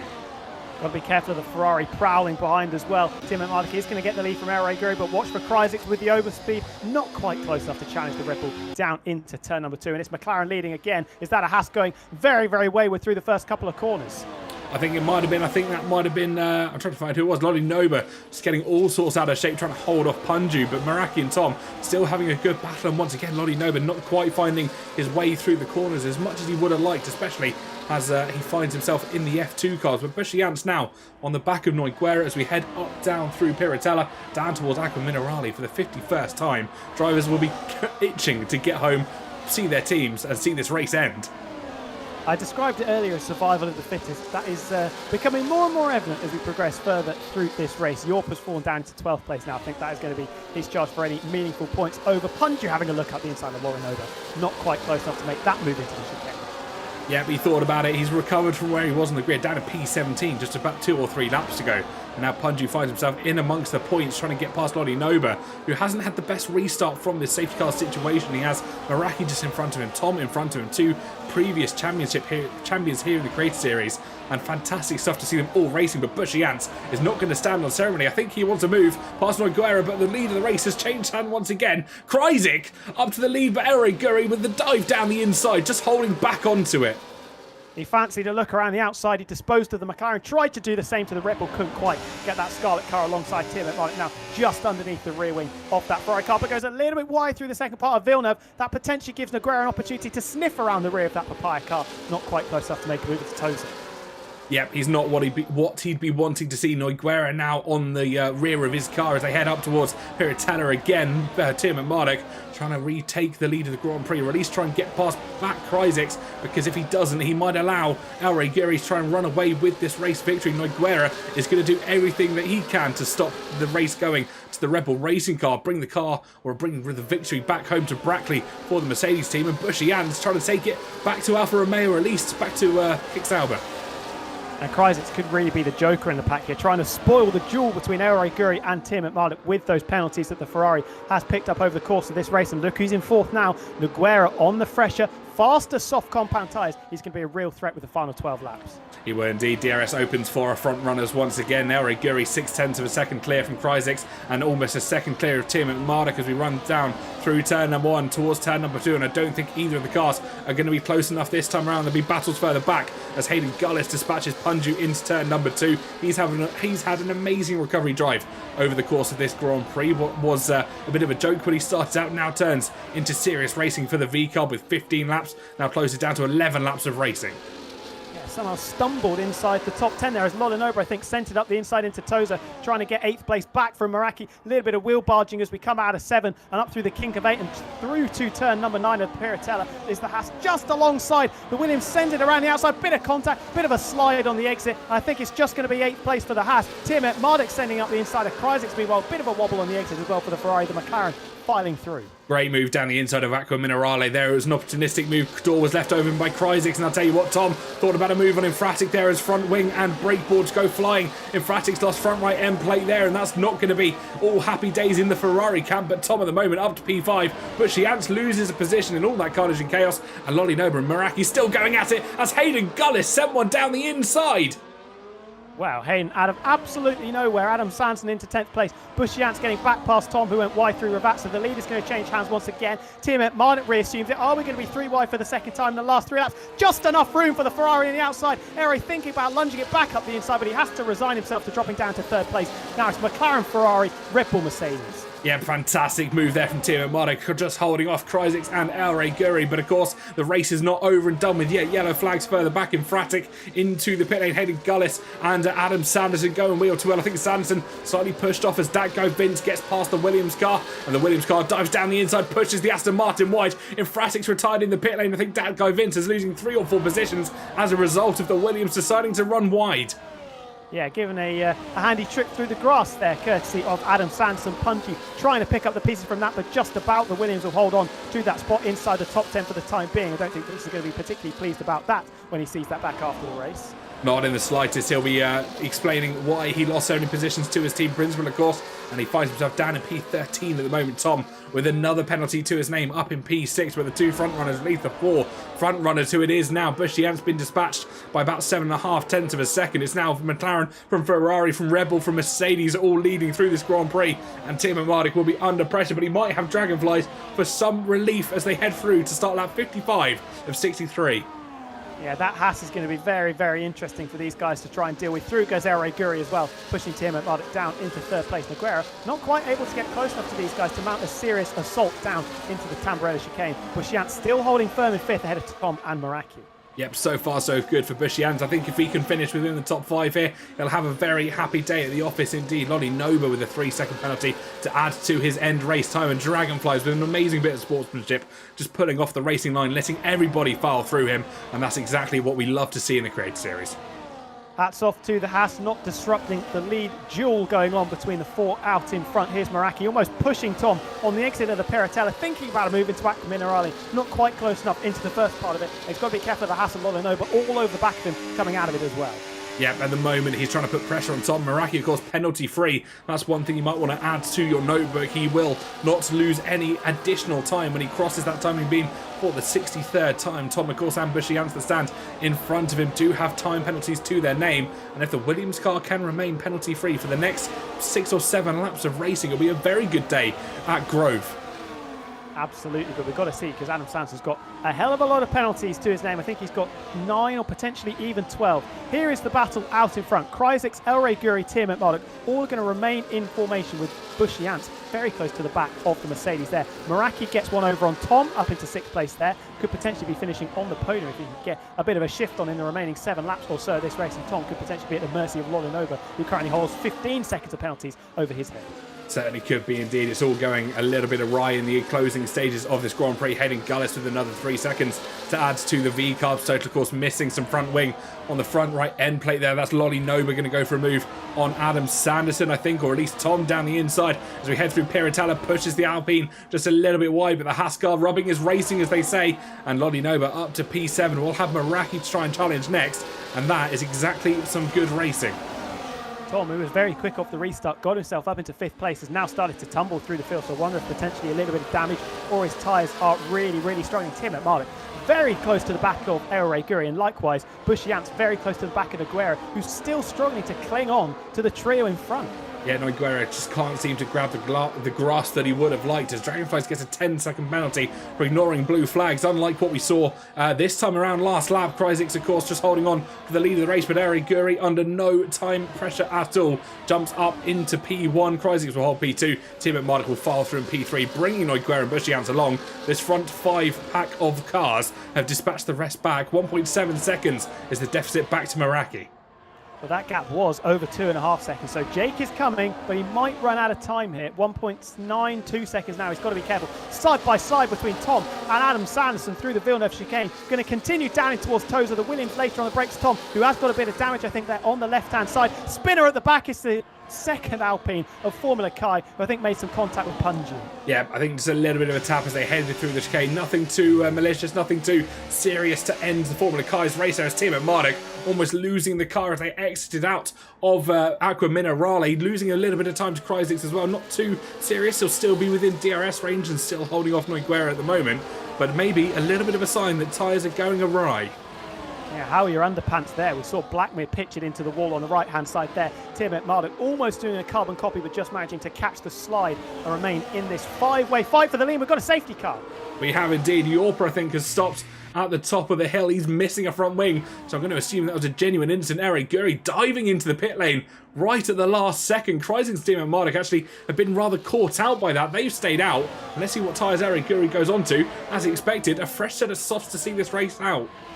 I actually think Elray's the one that's been caught out by this because he's going to lose a load of places. He's going to be in P9, I think, here. That's a lot of effort to try and make up in what's probably only going to be 3 or 4 laps to go. Has he thrown this away? Well, that's the question I think he will be asking now. Can that soft tyre advantage bring him the luck that he will require? He needs to make up 8 positions if he wants to get back up to P2, and he wants to make up 9 positions if he wants to take home the lead of this race, or at least the victory of this Grand Prix. Tim and Marduk now in a commanding position alongside Noiguera. Just a reminder of who's on what tyre. And I didn't think when we started this race no hard tyres would cause this much carnage. And I'll tell you what, with them not being able to do it and being able to put on the softs and the mediums so many time and time again, we've seen some very, very unique strategies. It'll be interesting to see the pit stop tally when we come to the end of this race. I think it's going to be 3 or 4 for a few drivers, potentially even more. Yorper, who was one of the early challengers for the race win, was one of the fastest drivers in qualifying, ended up only 6th, courtesy of the rain that we saw in Q3, now down in 15th and last place. In a little bit of trouble, but potentially could still get some points with the awful load of penalties for the drivers in front. Matty T overtaking Hayden Gullis. Maybe there's some banging of heads going on there. Well, there's some banging of front wings because that was contact there going into the chicane. I wonder if that was the kick Sauber. It was indeed. Matty D just tapping the rear of Adam Sanderson there. Fortunately, no rear wing damage possible in Season 8, so only front wings that can be affected. And Matty D becoming a victim to that. I think the front right end plate will now be missing on that kick Sauber car. He faces a bit of a dilemma. Does he pit, lose some positions, or try and continue with only a partial front wing like you've seen Yorper do for the majority of this Grand Prix? We see the V-carb of Hayden Gullis diving into the pit lane as Yorper picks up a 3-second penalty under the safety car, which is very unusual. He's got 21 seconds of penalties, and they are all from corner cutting. So, yeah, 7 times he's gone over track limits. That is not ideal at all from Yorper there. Maybe for the next race, he wants to try and fix up on his racing lines a bit. Yeah, we all know Imola can cause chaos, especially when it comes to track limits. The white lines so close to the circuit as Eric Guri there, menacingly in P8 on the fresh soft rubber. We'll have Matty D to dispatch, and I wonder how long the kick Sauber will hold up the Red Bull that stands behind him. Team at Marduk, of course, his teammate all the way down in P11 won't have him to defend their honour. The Ferrari car, their teammate, DNFing earlier on in Fratic, of course, retiring from the Grand Prix. So Elray Guri is going to have to take absolutely no prisoners on this restart if he's going to win this race. Matty D, Adam Sanson, Bushians and Kreising's all with penalties, so he will inherit those places barring any whoopsies for the Red Bull driver. But he's left himself with an awful lot of work to do. He's capable of doing the work, but it's going to be very, very difficult with only 3 laps probably to try and mount an attack on what is Tim at Marduk, who is the next race leader. Yeah, 4 laps of racing if we get going at the end of this stint. 3 laps to go if we have an additional lap under safety car. Depends whether Hayden Gullis manages to catch back up to the pack or whether Bert Mylander is feeling generous or not. If you're in the chat watching along at home, let us know who your bets are on. Who do you think is going to win this Grand Prix? And of course, you can get involved. Hashtag F1 Creator Series as a hashtag to have a little chat with us, join the conversation.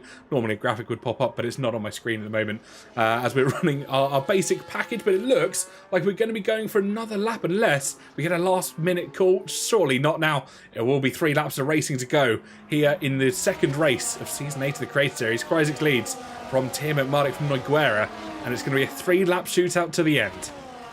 I was going to say, I wouldn't have been surprised at all if the safety car came in there just as they came out of the final corner. It would have been slightly alarming for the likes of Kreising and Tim at Marduk, who would have had to back up very, very quickly. But we do go once again. We'll allow Hayden to catch up to the back of the pack.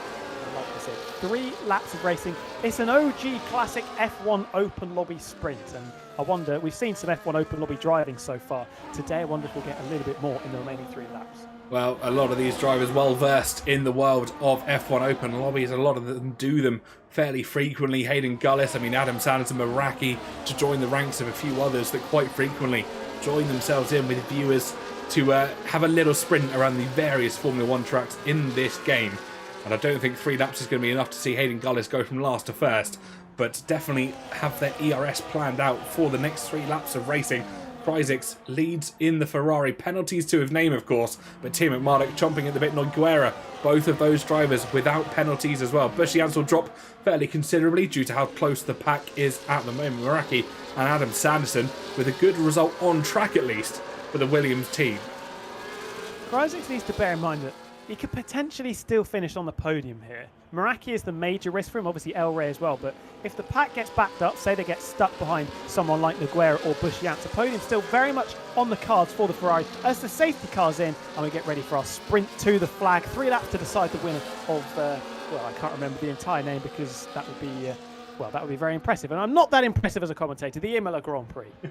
Yeah, the MSC cruises something done at a made in Italy Primo Grand Prix in Imola. We'll go with that for the time being, but Kreisig will lead us away. And it looks like he's going to go very, very early into the 2 Ravazzas. He's accelerated before the safety car is even into pit lane. Bushyanz with another 3-second penalty, and the rear tyres of that Ferrari might not be quite up to temperature yet, but he's already gained half a second on Timo Mardik as he run down through turn number 1. He may be able to hold the McLaren at bay at least for this opening lap. Well, Tim McMardock knows that his race is with Nogueira in the final couple of laps here. Meraki has dropped 8 tenths and under potentially a little bit of pressure from his teammate, who in turn is under pressure from Matty D. Erre Guri is going to have to fight very, very hard to try and pick up places very, very quickly indeed, as one of the few remaining drivers that didn't have a penalty picks one up. This is Erre sending it up the inside into the Villeneuve chicane. Will Matty D leave the space? Is he going to end up in the gravel on the outside? Yes, he gets the move done. Lolinova picks up a penalty. A shove off the road. Bit of revenge served up there by Erre Guri.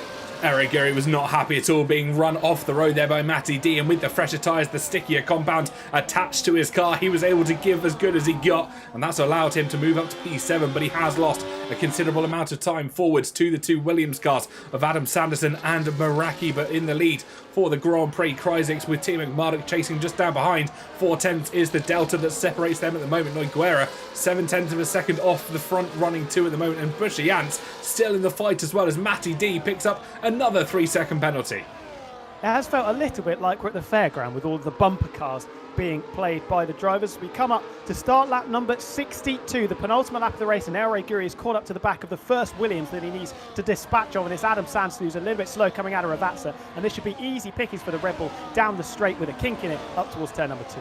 Yeah, of course, DRS not being enabled until next lap around. The detection point comes before the lap finishes, so they won't get that assistance as we run down, but nonetheless, it's Erre Guri off the road. Adam Sanderson just managing to avoid him as he's come back on. It's a spin for Erre Guri. It's not what he would have liked, and he's now down to P15. The fresher tyres really not helping him this afternoon. He went deep in towards the chicane, and he's come out completely facing the wrong way, and a retirement to boot.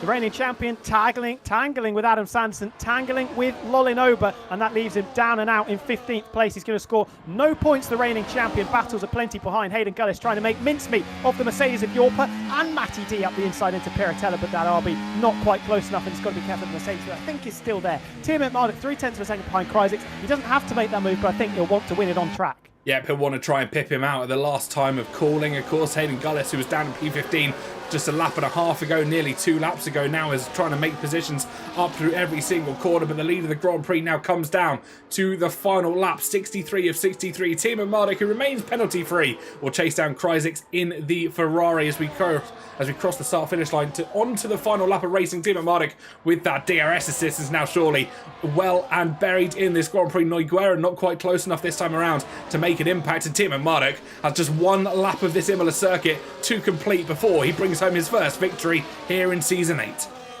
Charging towards the end of this race on lap number 63 before he can crown himself the winner of what is turned into the Creator Series Hunger Games here. Sliding through the Villeneuve chicane is Nogueira. Bushyanz still on for a very decent result. Meraki in 5th, and then there's a gap back to Lolinova where the incident we saw with Erre Guri has created a little bit of space in between.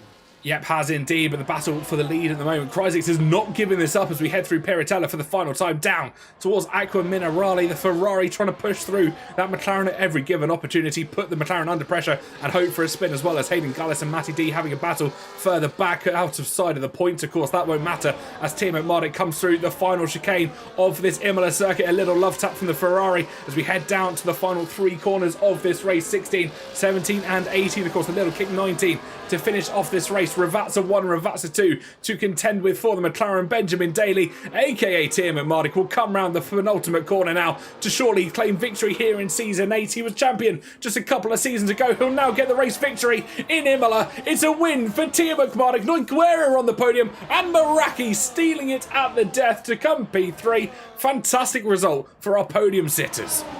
Kryzik gets bumped down to 4th. He missed out on the podium by half a tenth. And I think, if that just flashed up correctly, Formula Kai, look at that in the bottom left. He has come home in 5th place. Amazing result for one of our reserves. Is Hayden Gullis somehow getting driver of the day. What a scam that is. How was Hayden Gullis picked up driver of the day? Menace of the day, potentially. I think he's more applicable. I think we'll overrule that in the commentary box. Lovely backflip from the man from down under as he takes the top step of the podium. It was not quite close enough for Noiguera this time around. Of course, Meraki finishing in P3. And fantastic stuff to see. Benjamin Daly rounds out the top spot. Noiguera P2, Meraki P3, Kryzik P4, Formula Kai up to P5. Fantastic stuff. Started where he finished. Bushiance P6. Again, a fantastic reserve performance from himself. Tom P7, Adam Sanderson P8, P9 goes to Vince and Hayden Gullis up from P20 to P10. Punju, Matty D, Lolly Nova, Yorpa, Elray Guri are your race finishers, and Dragonflies Infratic, Blackmere, Mr. Dale, and of course Safso, who had that unfortunate retirement on the opening lap of this Grand Prix. Roundouts your Imola Grand Prix. I'm not sure what the record for the most number of pit stops in a race is, but Punju took 7 there. When Ben and GB did the Rainbow Challenge, I think they called it, where they used every single tyre compound, I'm not sure how many pit stops they had. That could be a record for Punju.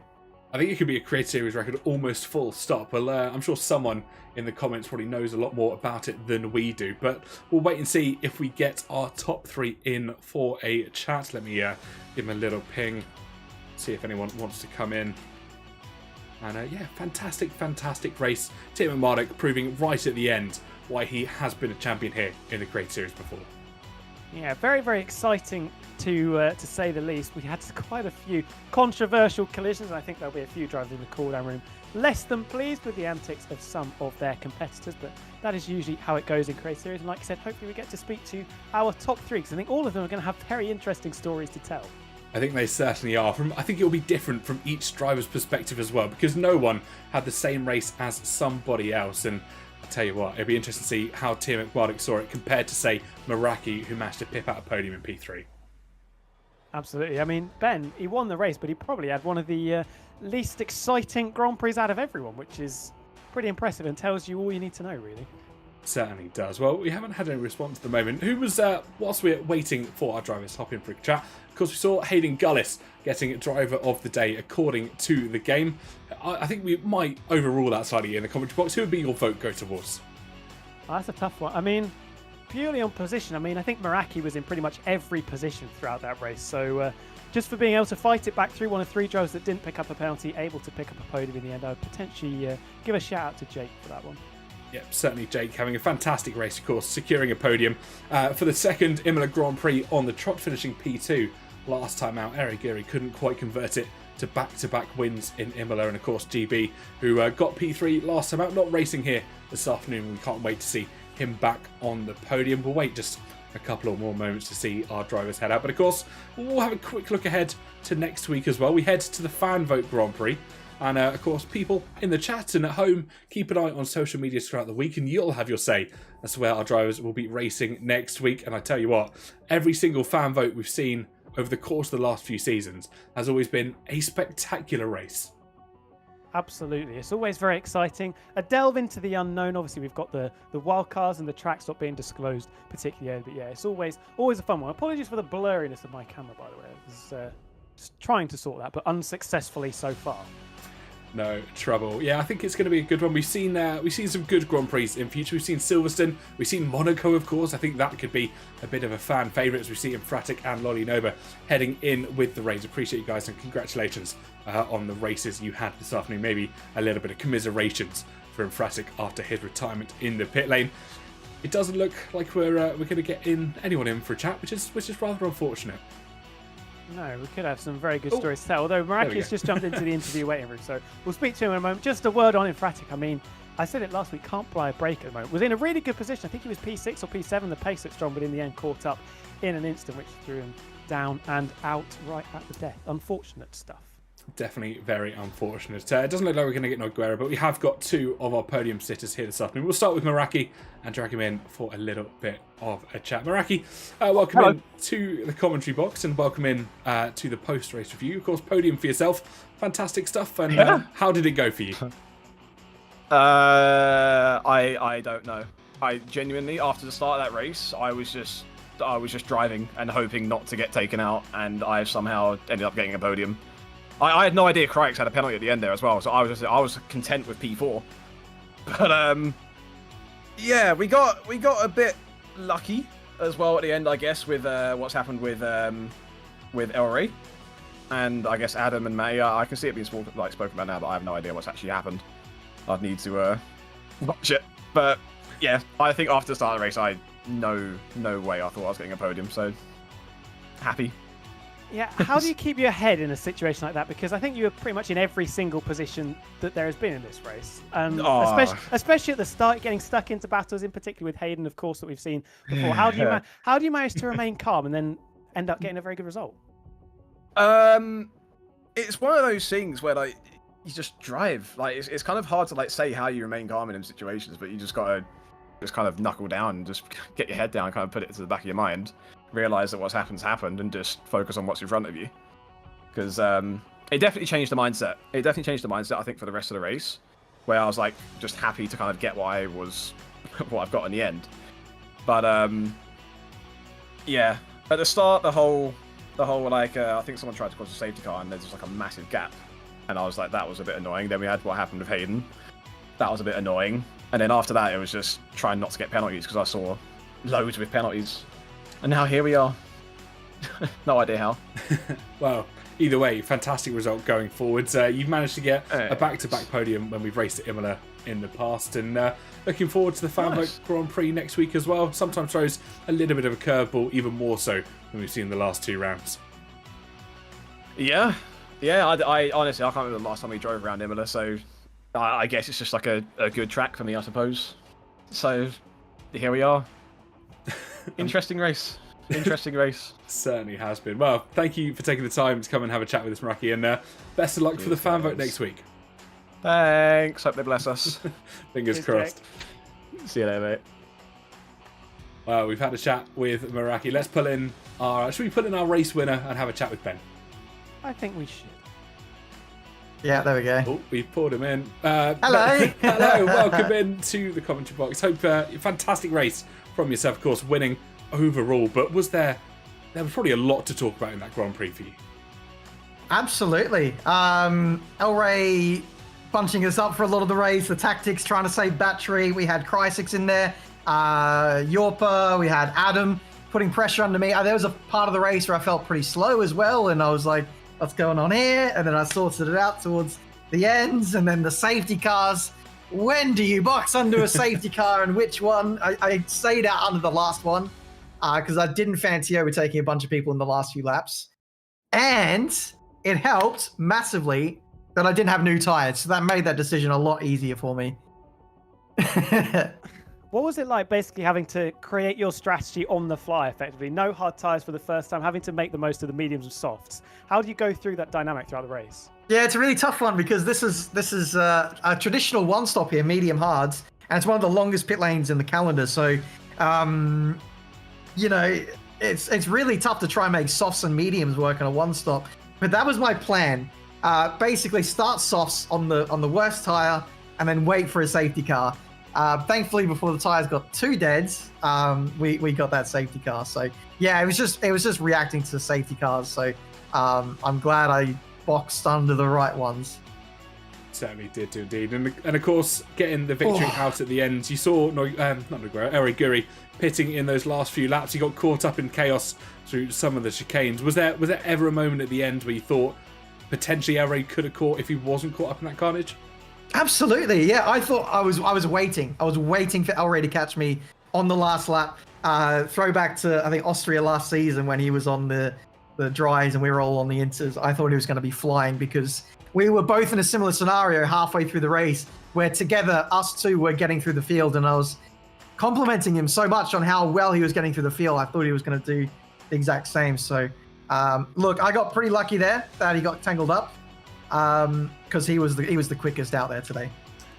Yeah, it was a chaotic race, I think, from start to finish, but there was so much action on the track as well. Just briefly looking forward or looking ahead to the Fan Vote Grand Prix that heads out next week. How are you feeling about that one? Yeah, pretty good. I mean, I'm sure the guys and girls will pick a track that's really good for racing, a bit of carnage. So I think we're pretty guaranteed to get a good track. So I'm looking forward to it. Yeah, I think it's going to be a good one out, and of course, best of luck heading forward into the season as well. Thanks, guys. See you next week. See you next week. Thank you. Wow, that brings an end to another fantastic Grand Prix. We saw chaos in Singapore last week out. We've seen chaos in Imola this time around, and I do not want to try and predict what we're going to see when we head to the Fan Vote Grand Prix next time out. Felt a bit like an IndyCar race, didn't it? Constant safety cars, constant carnage, constant examples of people nearly ending up upside down throughout that race. It was good to watch. I don't think a lot of the drivers will be particularly pleased with certain outcomes that they were exposed to, and I think there are maybe some little things that we can tweak in future. But I think, as a show, it was pretty exciting. I think it was good. There'll be a lot of clippable moments. I'm hoping the guys got some good content out of it as well. Maybe some not as happy with the race outcome as others. But thank you so much for joining me in the comms box and providing some fantastic commentary. Where can they check you out if they want to do so just a little bit more? If you want to hear me waffle about darts, which I'm sure everybody absolutely wants to, relatively recent TikTok, wilco.darts on TikTok. If you follow me over there, that would be much appreciated. Amazing stuff. If you want to check out any of the Creator Series socials, they are just above our heads. YouTube, Instagram, X or Twitter, and TikTok as well. They're all at F1 Creator Series. I'm sure you'll probably see a fair few clips from this Grand Prix on there over the course of this week. And if you want to check myself out, I'm at They Call Me TK on pretty much every single social media. There's normally some chaos going on there as well. But from all of us here, until we see you again for F2 next Friday afternoon, it is good night and God bless.